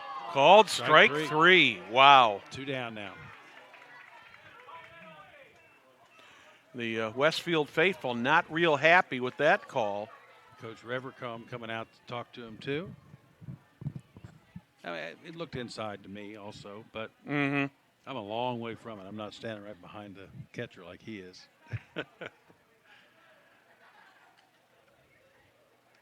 I'm sure Revercombe say, "Hey, don't, our kids are fighting hard. Don't take this away from us." I used to say that to Blue, and they never really liked him. And I said, "Blue, it's not about you. This game's not about you. It's about the kids." It sure is. That was never an umpire favorite as far as comment.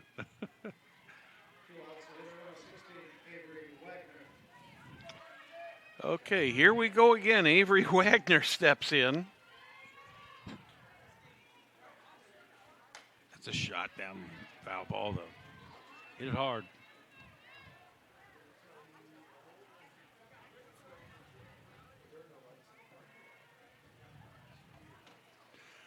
Oh, 0-1 on Wagner.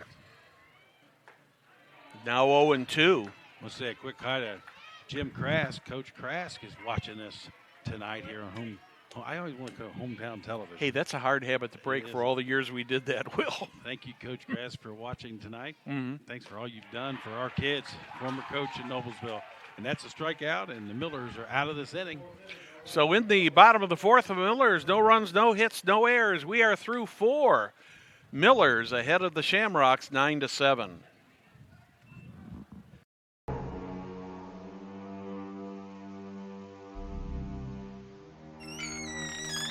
Can I help you?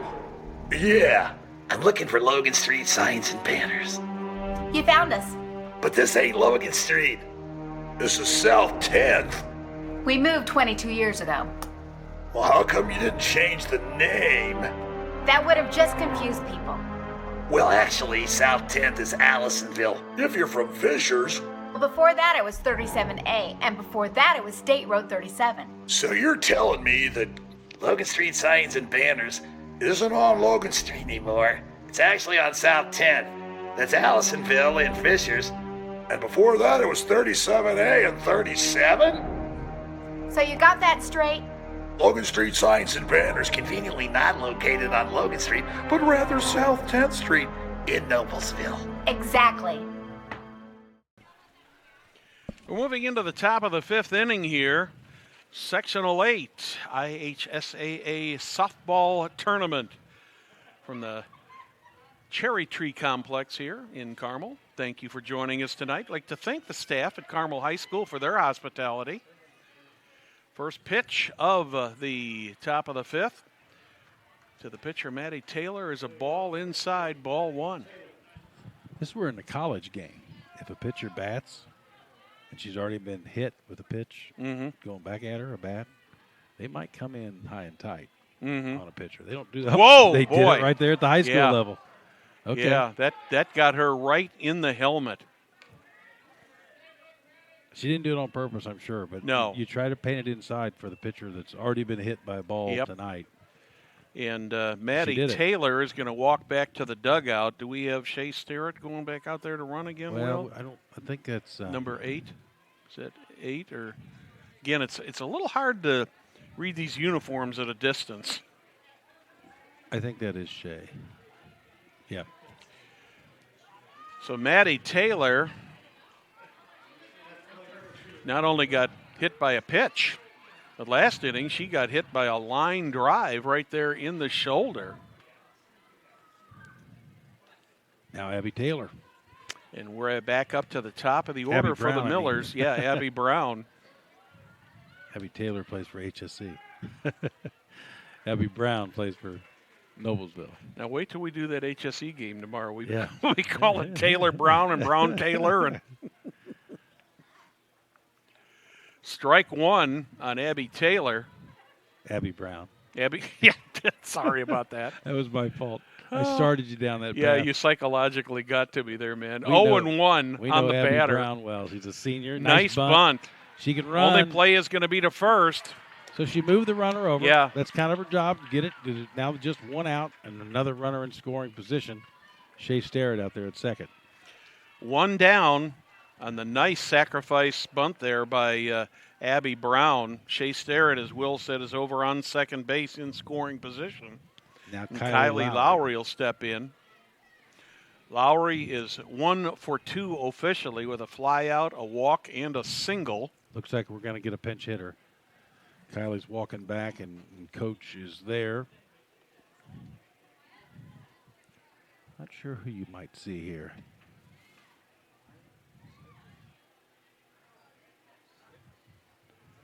There comes the pinch hitter. We'll have to see who that is. 18. That's Scout Duplega. I don't know her well. She is a freshman. Catcher and a shortstop. But we'll see what she can do here in a tough situation for Noblesville. Runner on second, one out.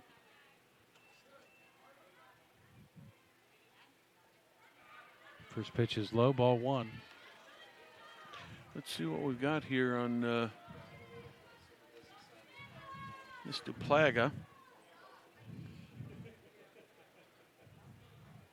I do not have her on the. I don't have any information on her. Big opportunity for a freshman in this section. Yeah. First game in the sectional, and she's out there giving it a chance. And you got to give credit to the coaches. They have the faith in her to get up there and do something. 1 ball, 1 strike, 1 out. 1 runner in scoring position at second. That was a little bit high. 2 balls and a strike.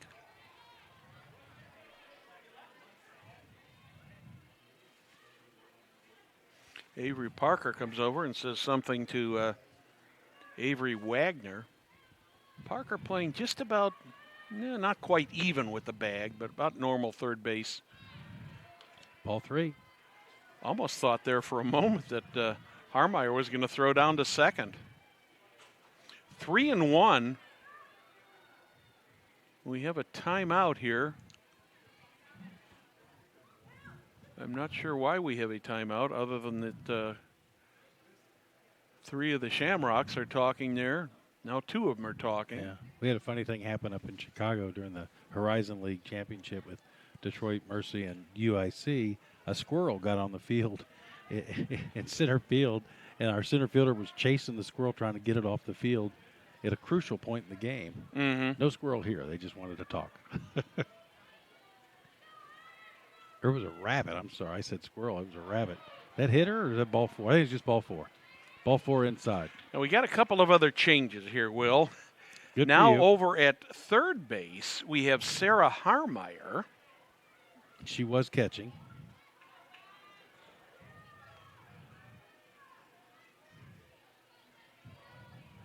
And I'm not sure what that number is on the catcher. If that might be number 8, Shea Starrett, catching. No, Starrett's on second for the Millers. Okay, yeah, it wouldn't be. And it looks like Avery Parker has moved back to short for Westfield. But I cannot tell who the catcher is. We'll chase it down and figure it out. So Scout Duplaga reaches on a walk. There's a shot from White. Whoa. Hot shot. Foul ball for Ella White. Fortunately, nobody was in the way of that one. What a year for Ella White. 518, 13 home runs. 0 for 1 officially tonight with a fly out in the third inning. So as you said earlier, Ella White, as good of a hitter as she is way, way overdue.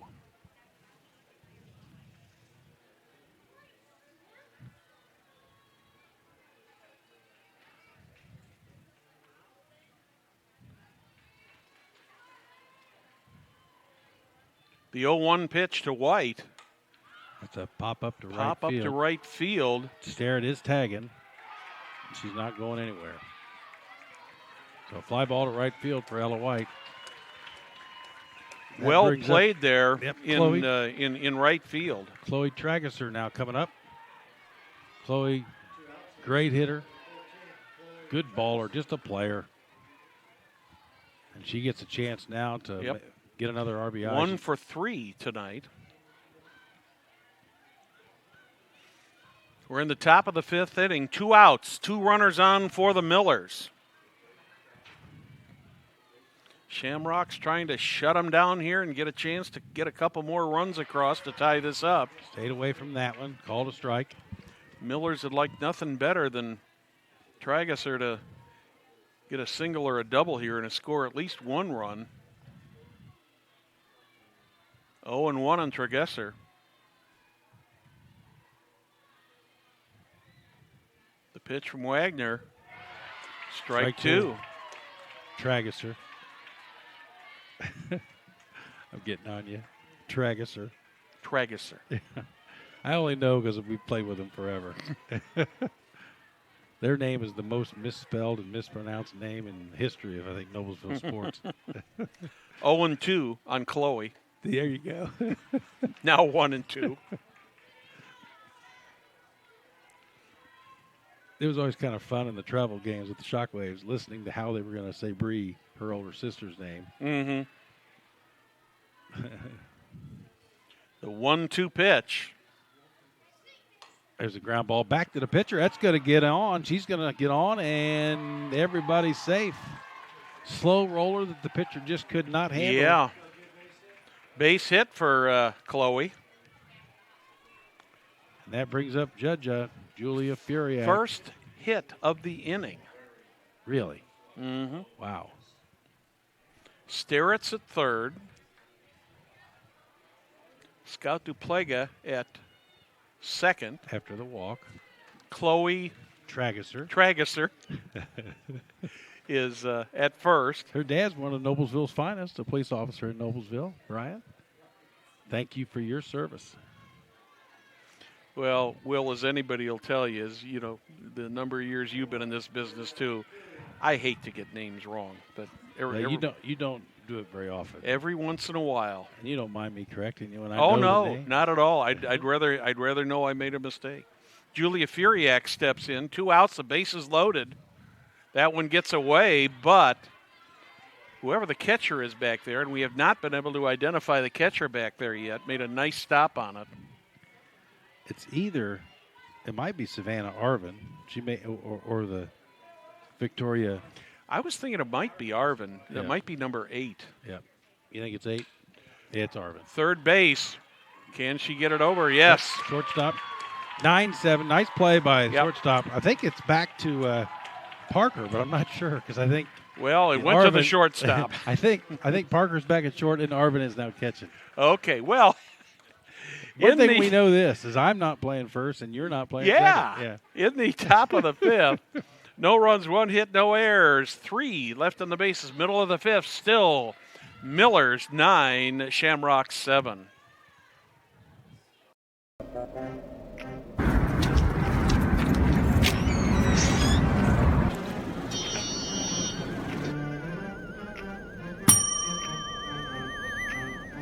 Can I help you?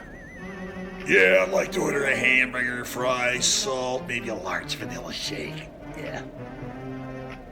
This is a trophy shop, can't you tell? You got a counter right here. Isn't this where you place the orders? We sell trophies, we sell plaques, we do embroidery. No food. You got carry out? Unlike the internet, everything that you need we have here at the shop. Very unique. You order today, carry out tonight. That's our version of carry out. All right, I'll take one of everything. Well, that may take a little longer. We'll have it for you tomorrow night. You know, Jim, I'll be back tomorrow to pick it all up. We'll wait for you. Don't wait long. We're moving into the bottom of the 5th inning. It's 9-7 in favor of the Noblesville Millers over the Westfield Shamrocks here. Sectional 8, one of these teams will be playing tomorrow night at 5:30 against the Fishers Tigers, who took the Carmel Greyhounds out 10-0 in the first game this evening. Yeah, Fishers looked really, really good. I mean, they had a good combination of power and speed and really good pitching from Hannah Mays. So Fishers moved on, beating Carmel 10-0. And they're just relaxing and waiting to see who they get. Emily Revercombe leads off the bottom of the 5th for the Shamrocks. She's walked and struck out, scored one of the Shamrock runs in the second inning. Maddie Taylor still in the circle for the Millers. She had a very good inning last inning. See if she can keep it up here. Yeah, she looks like she's settled down a little bit now. Sometimes a shot up the gut like that will she's not only been, she got hit by a line drive, but hit in the helmet on a pitch. Poor girl's going to go home with a headache and a sore shoulder tonight. The 1-1 pitch, a little bit low. She is tough. But, sometimes that little bit of adversity like that, I mean, that's what separates the, separates the good from the elite. Yeah, well, I mean, she's going to Florida State in a couple of years. So they saw something a long time ago, obviously. 2-1 pitch.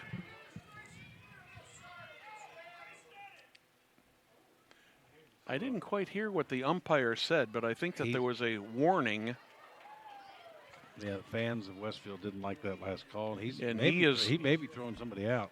He's waiting for somebody to leave. Somebody's got an early shower from the stands.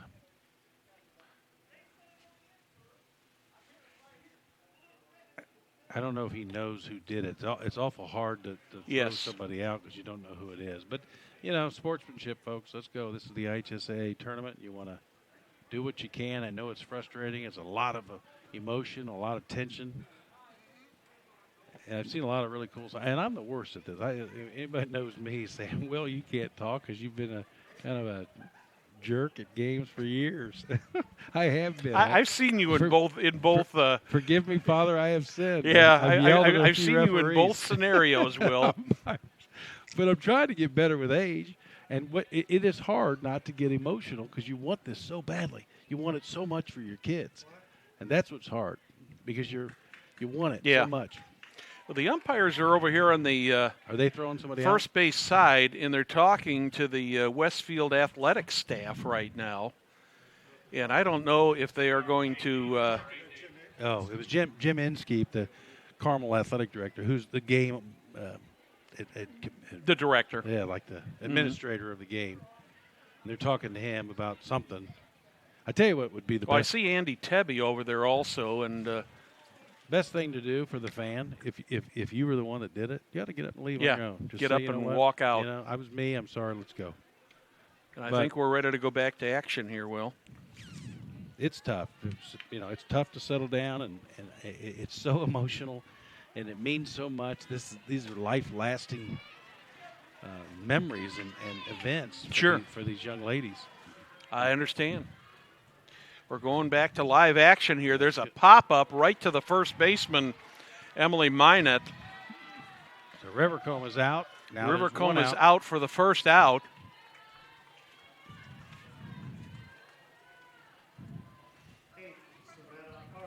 Now Savannah Arvin batting. We've seen a little bit of everything in this game tonight, haven't we? Yeah, it's been kind of a fun game, really. A little crazy in the first inning with Miller scoring 7. Arvin is 2 for 2 with a couple singles, scored in the second inning, stranded at third in the third inning. If this was one we paid to get in. You got your money's worth. Yeah, you sure did. Mm-hmm. And a box of popcorn. Nice pitch there. Nice curveball. Just froze everybody. I think Maddie Taylor is getting stronger as she's going on here. She's better now than she was 2 innings ago. There's no question. she's getting a lot more action on the ball, Will. Just like that pitch right there. That would have been called strike 3. She seems to be working a little faster now, too. She was kind of marching around. She looked a little tentative to me earlier. Now she goes back out behind the circle again, but she does that. But steps up quickly to the rubber, and here she comes. She's ready to go, wheeling and dealing. Did she go or not? Nope. No, she did not. Arvin gets new life because that could have gone either way. Yeah, that was close. That was very, very close. Seen that a lot over the years. You just kind of everybody's holding their breath while you're looking down at the first base umpire. And is it a ball? Is it a strike? What happened? The 1-2 pitch way outside. She just lost that one. Yeah, she was trying something a little tricky. She was trying a little razzle-dazzle there, and it dazzled instead of razzled. 9-7, Noblesville leading. 2 balls, 2 strikes, 1 out, nobody on. We are in the bottom of the 5th. A little bit high, runs it up to a full count. Nice at bat here for Arvin. Yep. 2 for 2 already tonight, looking for her 3rd hit of the evening. I like the way she approaches the plate there. She just gets up there and... She's a good player. She's been busy tonight. Yeah, she has. Started, I think, on the bench, then moved to shortstop. Now she's catching.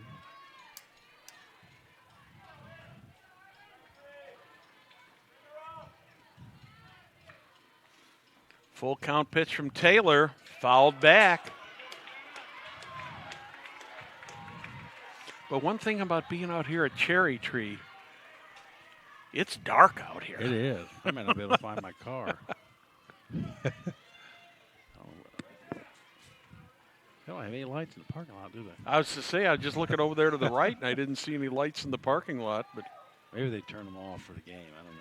I got a little mag light that I always carry with me. That's the beautiful thing about the phone nowadays. Your phone's got a flashlight. Mm-hmm. Another full count pitch coming to Arvin. Swing and a miss. Taylor wins that battle. She's on now, Taylor. Maddie Taylor is back. Back to the top of the order for the Shamrocks. Reagan Olin steps in. Got a nice base hit last time. Yep. Shot up the middle. 1 for 3 so far on the evening. 2 ground outs to third. Kylie Lowry playing pretty close in over there at third. Yep. Reagan's got a lot of bat control. She can do a lot with it. She can hit for a little power. She can hit the ball in the outfield. Last time she was up, they had the right fielder in right behind second base. Their defensing are a little different now. Pop up right to the shortstop. Ella White, and that is it for the Shamrocks in the 5th. So for the Shamrocks in the 5th, no runs, no hits, no errors, nobody left on the bases. We're through 5, still 9-7 in favor of the Millers.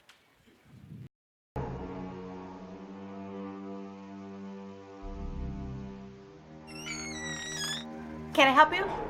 Yeah, I'm looking for Logan Street signs and banners. You found us. But this ain't Logan Street.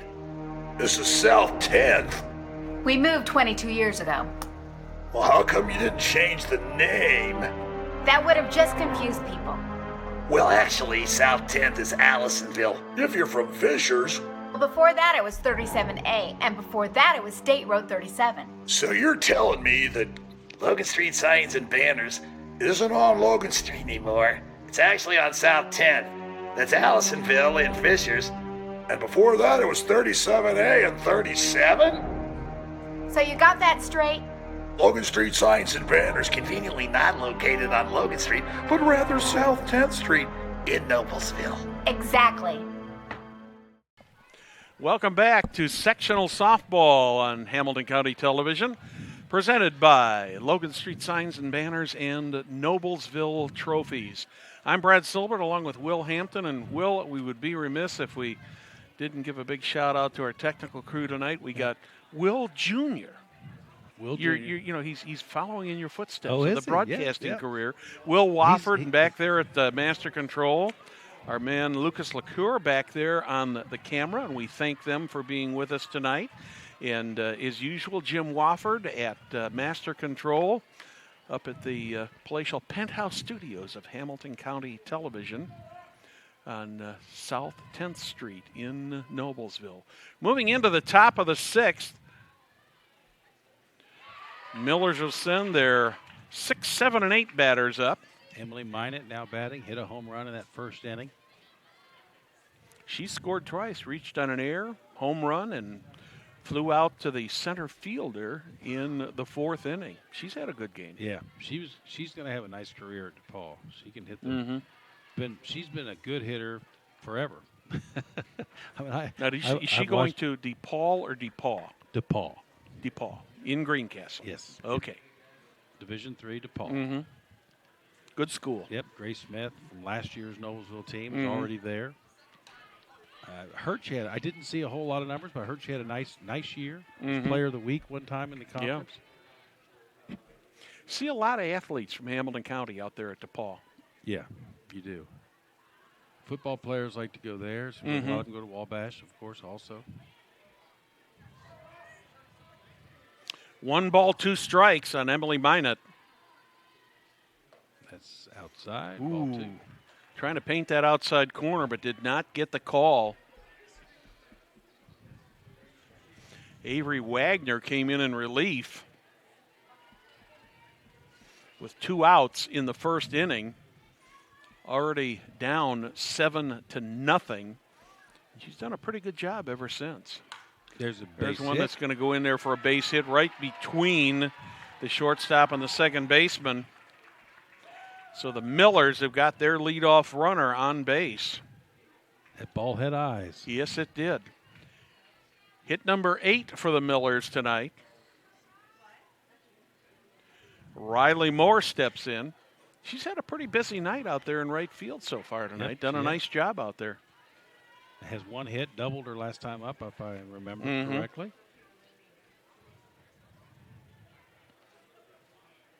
Yeah, she's walked and popped out to the shortstop. Are we getting it? We're getting a pinch runner over at first base. This is not a courtesy runner. This is a pinch runner. And again, I cannot see who that is.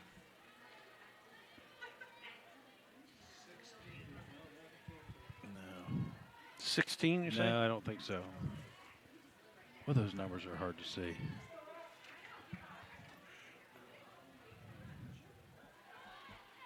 Throw over to first, back in time.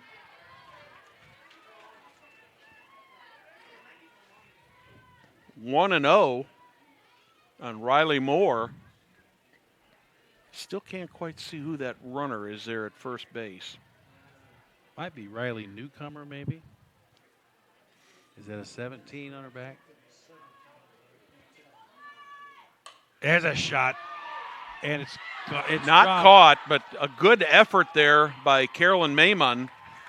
And the Millers are going to have runners on first and second and no outs. Hit that hard, but interesting. Do they call that a hit? Yeah, they call that a hit. I'm going to call that a base hit. Okay.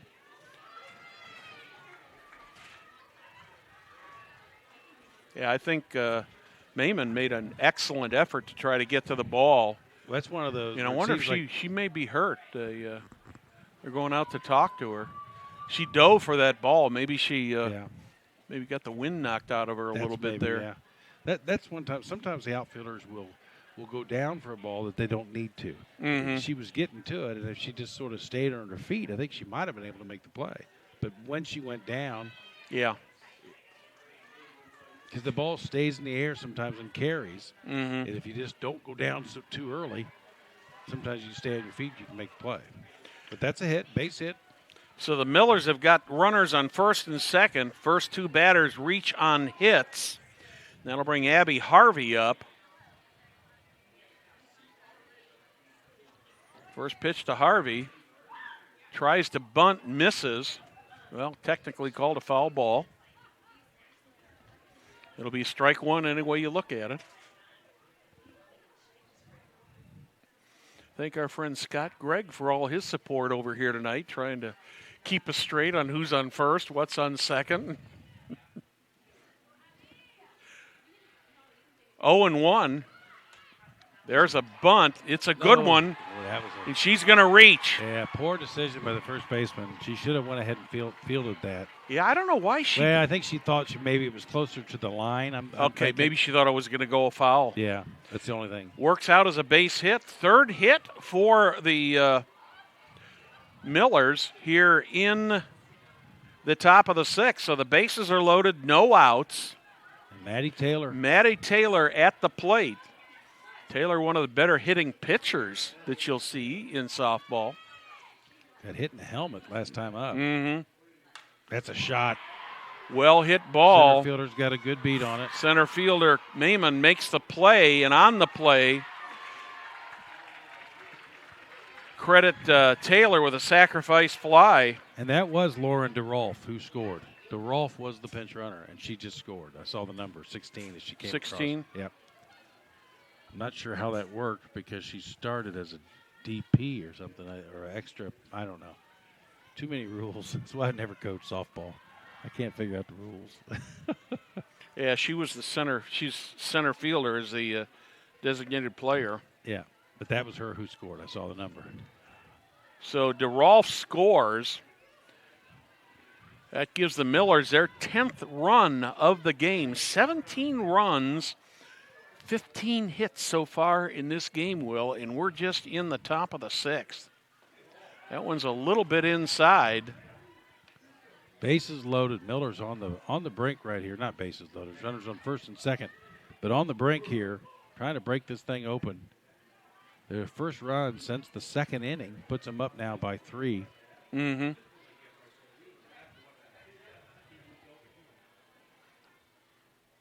There's a pop-up. Should be a play on that ball by the first baseman, Martin. It's a tough she play. Gets it immediately, turns around, and makes sure that nobody can advance on that. Great play there. Great defensive play there by Lexi Martin, Will. Yeah, real nice play to be able to go over, look up. Those lights are right on top of you. Yeah. And for you to be able to kind of reel that in and make the play. Nice play by Lexi Martin. 2 down. Kylie Lowry. 2 walks, 1 hit. 1 fly ball to right field so far. Runners on first and second and 2 outs. That one's a little bit low. Arvin was looking for somebody to throw to, but did not have anybody at second base as Riley Moore had gotten pretty good lead off the base there.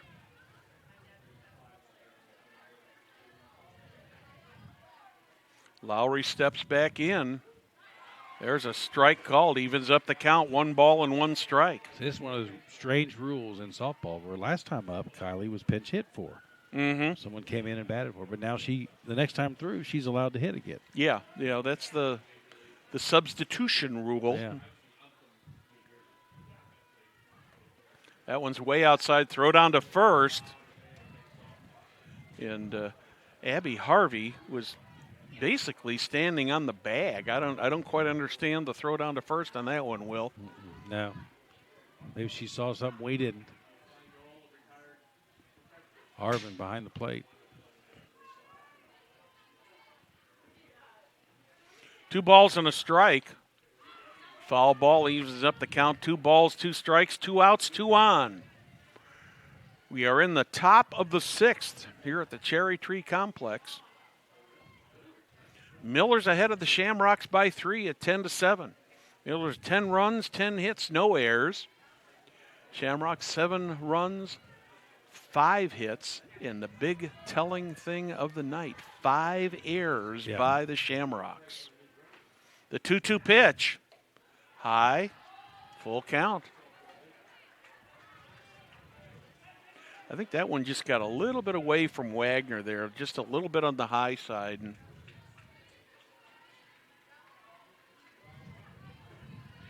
she was trying to give her that rising fastball and see if she'd nibble at it, but she did not. Ella White is on deck. So certainly Wagner does not want to put Lowry on or give her a hit. She wants the out here. She's not going to get it. That ball is well hit to left field.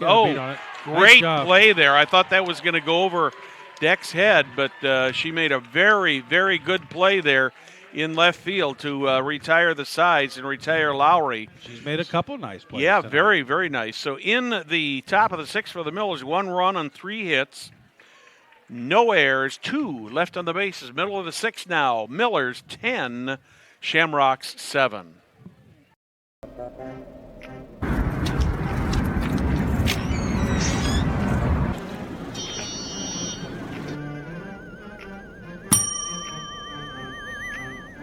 Can I help you? Yeah, I'd like to order a hamburger, fries, salt, maybe a large vanilla shake. Yeah. This is a trophy shop, can't you tell? You got a counter right here. Isn't this where you place the orders? We sell trophies, we sell plaques, we do embroidery. No food. You got carry out? Unlike the internet, everything that you need we have here at the shop. Very unique. You order today, carry out tonight. That's our version of carry out. All right, I'll take one of everything.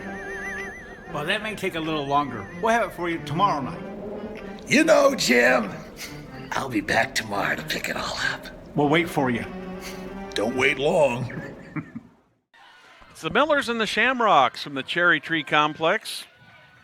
Shamrocks leading off the bottom of the 6th inning. There's a hot shot right up the middle. Caroline Mayman. She takes the first pitch for a base hit. No hesitation there. No, she just just said, I want this pitch. She just smacked that ball just to the left of Maddie Taylor and to the right of Chloe Tragesser. Is that correct? Tragesser. Yeah. Tragesser. I will get it correct. You got it. You're good. I'll get it. Avery Parker. That's an easier one to say. Yeah. Avery Parker. She's batting now for Westfield. Parker swings and misses at the first pitch. I think she was expecting a fastball there, Will, and got an off speed. Yeah. Just swung right through it. Came out of her shoes almost. Yep. Parker is 2 for 2 with a walk. That one's a little bit high. Even with runners on base, Taylor works quickly, doesn't she? Yes, she does. And it seems like she's sped up a little bit in this game. She was slower earlier, it seemed to me, and then now she's kind of fired up. That's a little foul ball.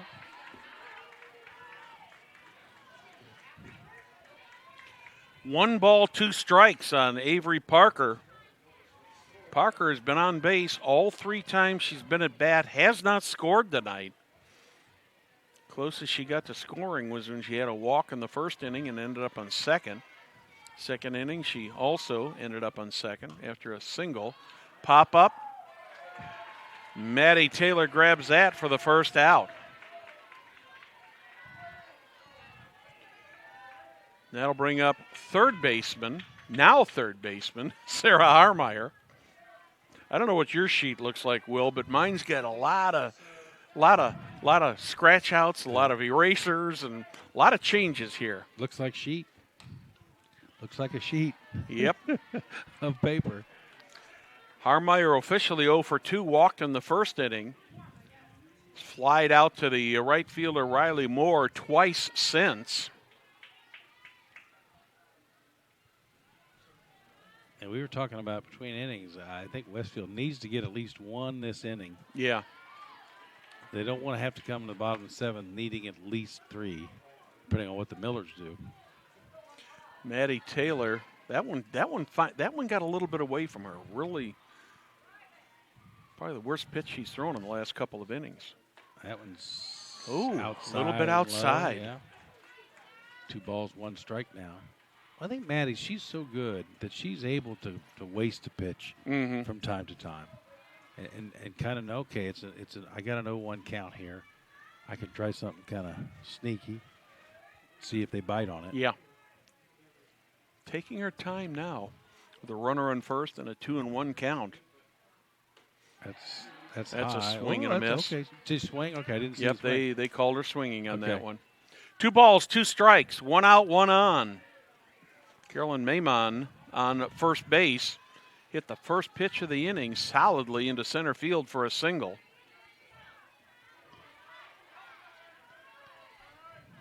The 2-2 pitch coming to Harmeyer. Fouled off to the right side.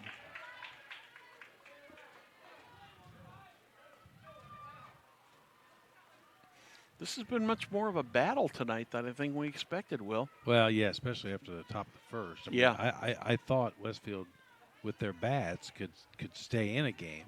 Mm-hmm. But I never thought they'd commit 5 errors.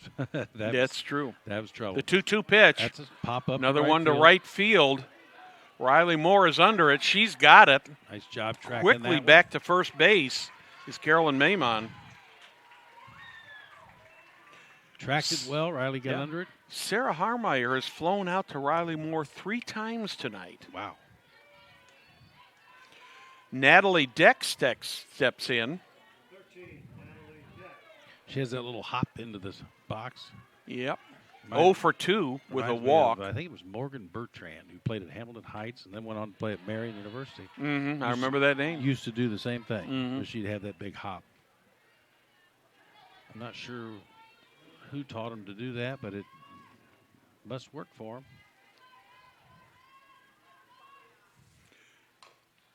It's 0-2 now on Deck. Deck struck out in the first inning, walked and scored the first run for the Shamrocks in the third. Lined out to left field in the fourth on a very, very nice defensive play by Abby Brown.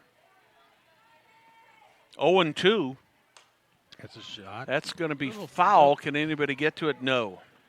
My perception here, I keep thinking that's more of a line drive down the line when I see that, but then it just kind of falls off foul. Yeah, that and Emily Minot, who's over there at first base now, she did a good job of trying to run that thing down, but she was a few feet short. Mm-hmm.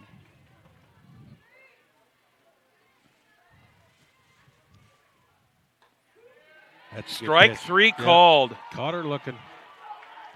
Looking. So in the bottom of the sixth for the Shamrocks, no runs, 1 hit, no errors, 1 left on the bases. We are through 6.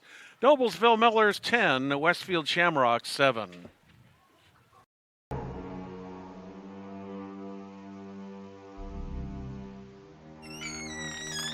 Can I help you?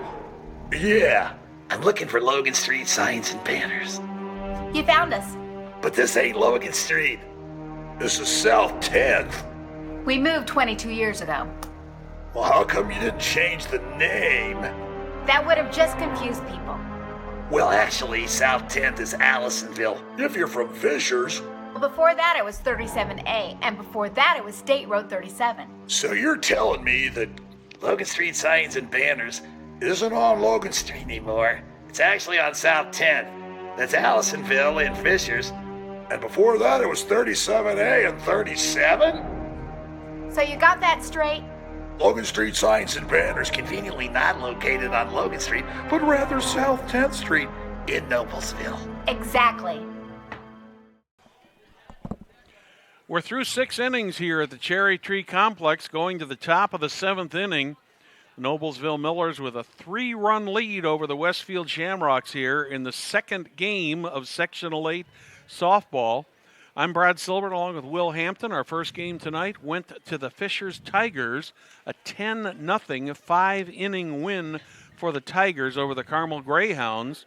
One of these two teams in, less than 24 hours will be playing the Tigers, Will. Yep, that game will be at 5:30 tomorrow. Tigers against the winner of this one. And then the 7:30 game tomorrow night, or right around there, 30 minutes after the first one, will be Hamilton Southeastern and North Central. So 2 more games tomorrow night. Ella White steps in for her 5th at-bat of the night.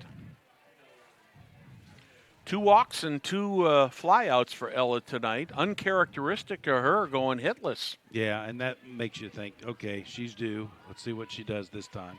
Good hitters like her. Mm-hmm. Make things happen. Yeah, hardly ever get the collar. They don't go over very much. The 1-0 pitch to White. Swing, big swing. Just fouled that. She just got under that one, Will. Otherwise, that ball's a little bit lower, and that thing's in the trees out beyond the center fielder, Carolyn Mayman. She had a good cut at that ball.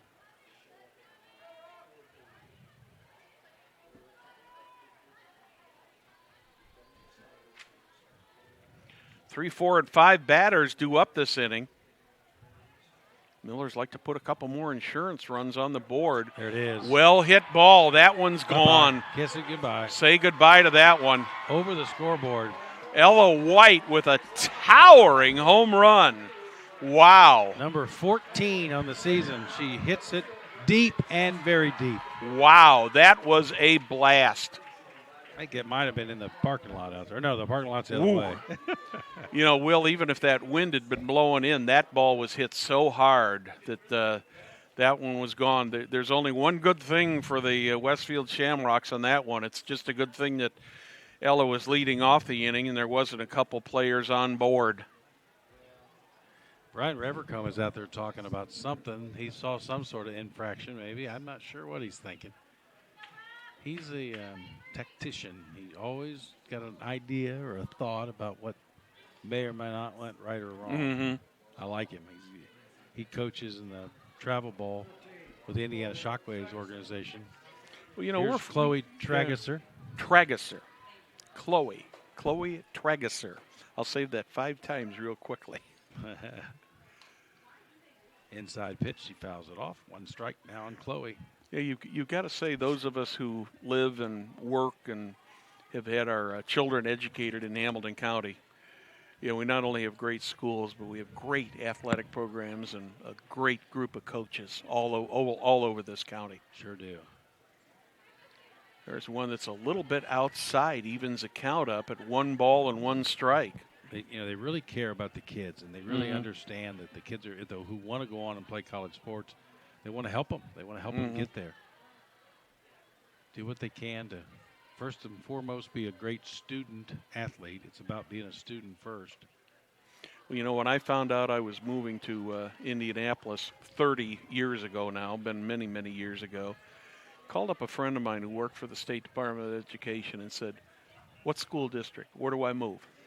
He says, "Go to Hamilton County," and we ended up in Fishers at Hamilton County, you know, at Hamilton Southeastern, and couldn't be happier with the education my children got.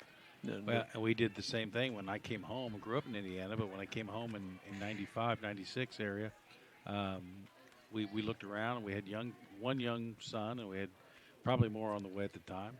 We thought, where would we go for an elementary school? And we picked Hinkle Creek. Yep. There in Noblesville. And Hinkle Creek's just a great school. There's a ground ball to short. Hot short to short. Yeah, while we're talking schools, just a big thank you to all the educators, the administrators, the teachers, up and down from preschool, kindergarten, all the way up. The kids in Hamilton County get a great education. Well, you know, as the school year comes to a close, it's just another great example of what we have here. You know, the whole Indianapolis area. It's just a great place for families. Teachers work hard. 1 out, nobody on. Julia Furiak takes a big swing and a miss for strike 1. Yeah, I've talked a lot about my daughter Maggie tonight, but hey, her twin brother, Will, he's up at Ball State, and he is studying to be a teacher. He wants to be a social studies teacher in middle school, so and a coach. So I'm proud of him for making that decision. Yep. Because we need good teachers. We certainly do. 0-1 on Julia Furiak. Scored 2 runs so far this evening. Reached on a fielder's choice and a base hit. There's a hot shot right between third and short, and Furiak has got her second hit of the night. The Miller bats are just special when they get it going. They can just ring them together and string them together. And now Emily Minot, another great hitter. And we've got a courtesy runner going to first. Let's see if that's Solomon again. Is it Alyssa Solomon once more? Yep. That's going to bring Emily Minot to the plate. Minot, the designated player in tonight's game. But playing first base. Yeah, but at first base now. Yeah. Started off as a designated player.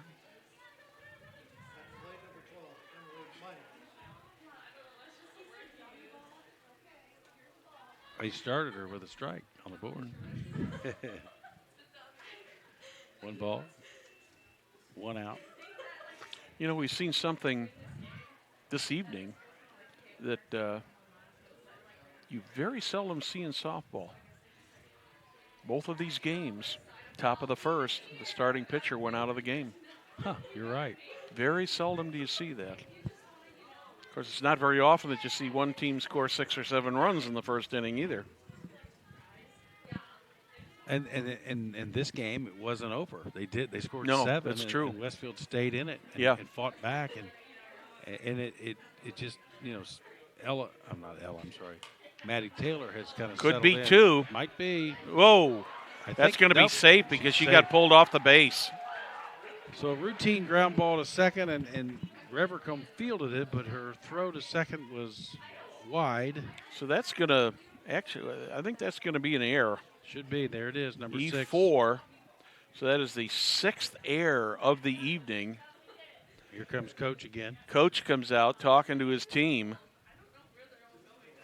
I think he's just more or less out there to settle him down a little, wouldn't you say, Will? And yeah, I wouldn't think he'd make a change at this point, but because that's not her fault. I mean, the home run was a hard hit, and then Furiak had a nice hard hit against her. So they've hit her hard twice. Mm-hmm.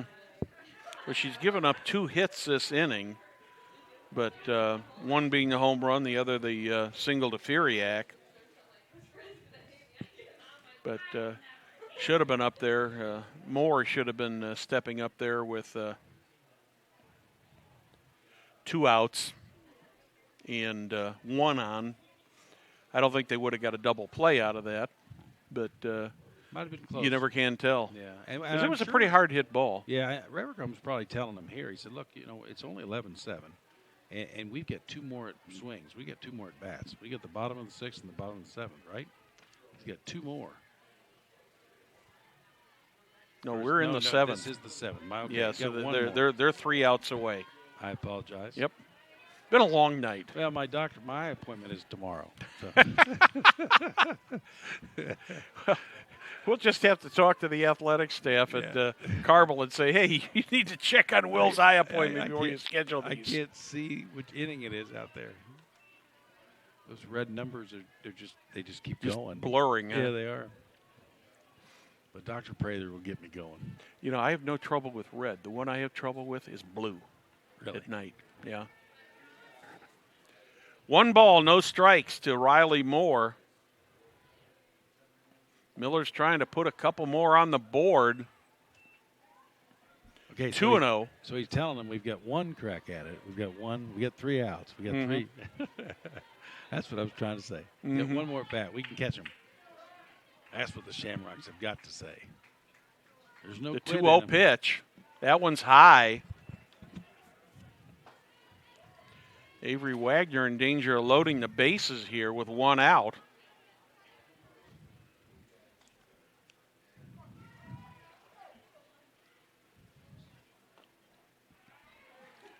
And she does. So the bases are loaded. And that brings up Abby Harvey.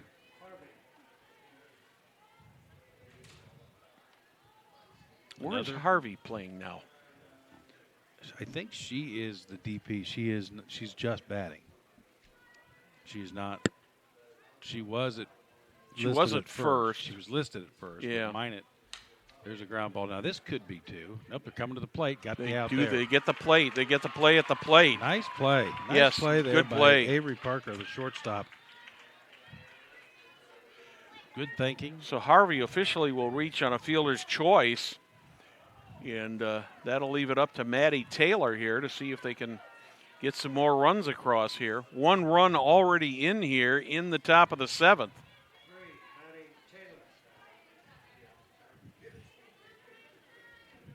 Maddie Taylor also has some pop. She could take 1 out of here. Sacrifice fly last inning. That's a shot. That's going to score at least 2. Yep. Riley Moore will score also.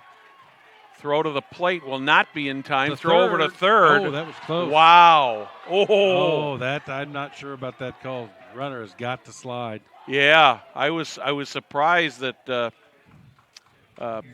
Moore was going in there standing. No, that was Harvey going in there standing up. Moore scored, and then Harvey, and I think she was safe. I think it was the right call. Mm-hmm. But you got to go down and slide on that. So Furiak and Minot both score. Moore is at third base. Harvey is at first. 2 more runs, 1 more hit.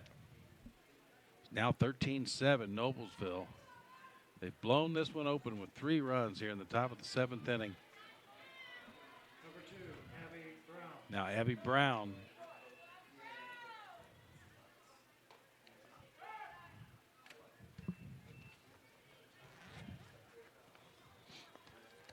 Two outs. 1 ball, no strikes to Abby Brown, a senior, on her way to Loyola next year.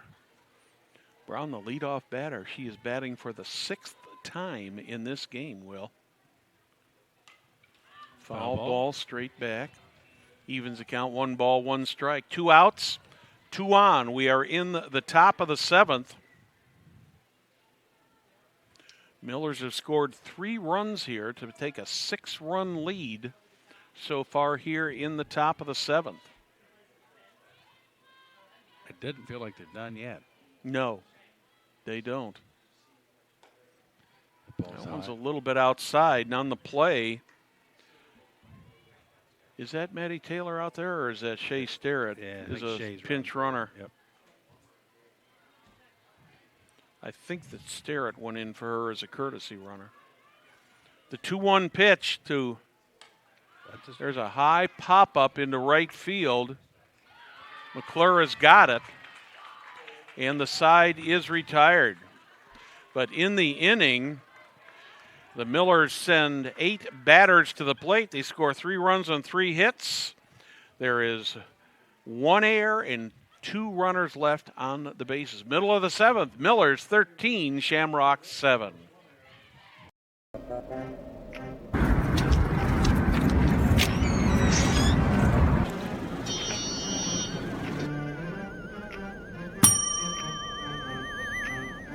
Can I help you? Yeah, I'd like to order a hamburger, fries, salt, maybe a large vanilla shake. Yeah. This is a trophy shop, can't you tell? You got a counter right here. Isn't this where you place the orders? We sell trophies, we sell plaques, we do embroidery. No food. You got carry out? Unlike the internet, everything that you need we have here at the shop. Very unique. You order today, carry out tonight. That's our version of carry out. All right, I'll take 1 of everything. Well, that may take a little longer. We'll have it for you tomorrow night. You know, Jim, I'll be back tomorrow to pick it all up. We'll wait for you. Don't wait long. Welcome back to the Cherry Tree Complex. Brad Silbert, Will Hampton. We're moving into the bottom of the 7th inning here with the Millers with a 6-run lead, and we're going to have a pitching change here. Is it Kyra Thomas, I believe? Clara. Kyra? Well, I've got number 6, and that on the roster, that's Clara. No, it's. Did they switch it? Yep, it's switched. It's Kyra Thomas. Okay. Kira Thomas. Is coming a in. freshman. Okay. She is a freshman. She's got a 2.27 ERA. She's only pitched 12 innings. Allowed 16 hits, 5 runs, but so the night is done for Maddie Taylor. Kira Thomas, just a freshman, pitching in the sectional. Neat opportunity for her. And she'll start with Lexi Martin batting for Westfield. Ball 1. Martin has been hit by a pitch, scored 1 run, struck out, and also grounded out on a nice play that was made by the first baseman earlier in this game.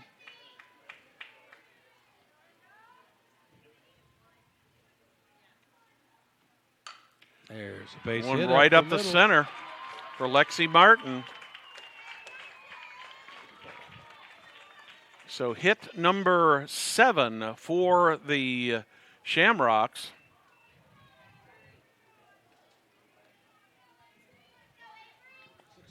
And Avery Wagner steps in. Wagner came in to relieve the pitcher with 2 outs in the first inning, and she's been there ever since. There's no quit in this Westfield team. No, they Coach don't. Brian Revercombe. They do not. That one's a little bit outside. 1-0 on Walker.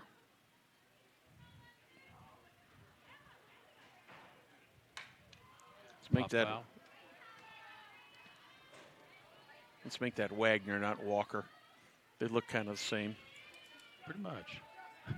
I need to go to the eye doctor, too. Hey, I can get you in right after me. Maybe I could say Tergesser correctly if I had new glasses. Still didn't say it right. Yeah. Tragesser. Trag. Yeah, you have to learn to say it because you're going to say it again tomorrow night, it looks like. Tragesser. Tragesser. I got to say the trag. There's a pop-up. It should be hauled in by Ella White. Yep. At shortstop. Ella White makes the play. 1 down. Hey, you're not the only one. Like I said, that name's been said and spelled a million different ways. Looks like we're going to have possibly a pinch hitter here. Madison Kirsch. Kreitsch.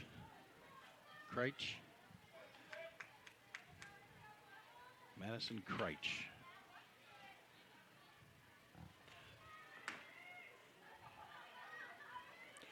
Madison Kreitsch batting for Emily Rivacombe. That's a strike. It's tough when you get up here and you get, she's young. I think Madison maybe. She's a freshman. Yeah, she's a freshman. She's only had 5 plate appearances, but she's 3 for 5 at the varsity level. Evens account, 1 ball, 1 strike. Nobody wants to be the last out. Yeah. At the end of the season. Mm-hmm. There's only 1 out now. You want to keep playing to the final out. That's inside. Throwback almost got her. Yeah. I thought she was going to try to steal second there at first, but Martin is back in.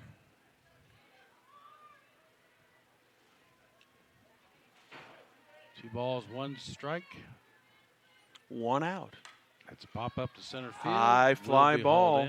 DeRolf right under it. And the Shamrocks are down to their last out of the season. Looks like it will be, in all probability, the Fishers Tigers and the Noblesville Millers tomorrow night, 5:30 right here on Hamilton County Television. Between the two of them, they scored 23 runs today. Wow. Second game tomorrow night will be the Hamilton Southeastern Royals in the North Central Panthers. And we have the no-name player coming up here now. This might be, I'm going to guess again, that this is Alexis McClure. Because I think she was in right field wearing that sweatshirt. Yes, I believe you are correct. Alexis McClure, we're thinking? Yes. She's going to go play, she's got college offer. I think she's going to go play at Taylor, if I'm right. Mm-hmm. Yep, McClure's going to play at Taylor. Taylor's got a nice little softball program.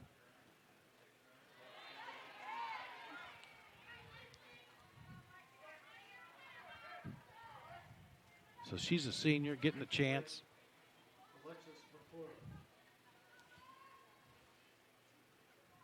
That one's called strike. She was also the flex player for a while, so she's been in and out in that. 0-2 on McClure. 1 on, 0-2. Uh-oh, little swing. That's going to be. That's going to end the game. Yep. And so Emily Minor hauled it in, and that's it. Millers win. So the Noblesville Millers put 13 on the board. The Westfield Shamrocks put 7. Will, your thoughts on this game? This started out looked like it might be a runaway for the Millers. Yeah, you know where I think the game changed, though? I think in the third inning when Westfield had their battle going, and they were scoring runs, but they were only scoring one at a time. They got the bases loaded, and they kept getting singles, and only one run came home, where if they had been able to blow it open there, and instead of scoring just 3 runs in that inning, get 5 or 6, might have been a whole new ball game. And I also think when the line drive went back up the middle, Maddie Taylor got hit in the shoulder, and it seemed to wake her up. Her cobwebs were cleared, and she went to work after that, and they didn't touch her. Well, and also, like you said, had she not touched that ball, that probably would have been 2 runs for the for the Shamrocks. But a tough situation for the Shamrocks. It's always in the in the sports business, unfortunately, with very, very few exceptions, unless you can win the championship. You're gonna, your last game of the season, you're gonna be, it's gonna be a loss in that. But what a great time it was tonight. Thank you very much. We will see you tomorrow night for the second game, I believe. Yep, I'll be back. And in that, good having you here. But also like to thank Lucas and Will for their technical expertise tonight. Jim Wofford back at the Hamilton County Television Studios. My name is Brad Silbert. Thank you for watching Hamilton County Television's presentation of high school softball sectional action, brought to you by Logan Street Signs and Banners and Noblesville Trophies. On behalf of Will Hampton, this is Brad Silbert. Good night from Carmel.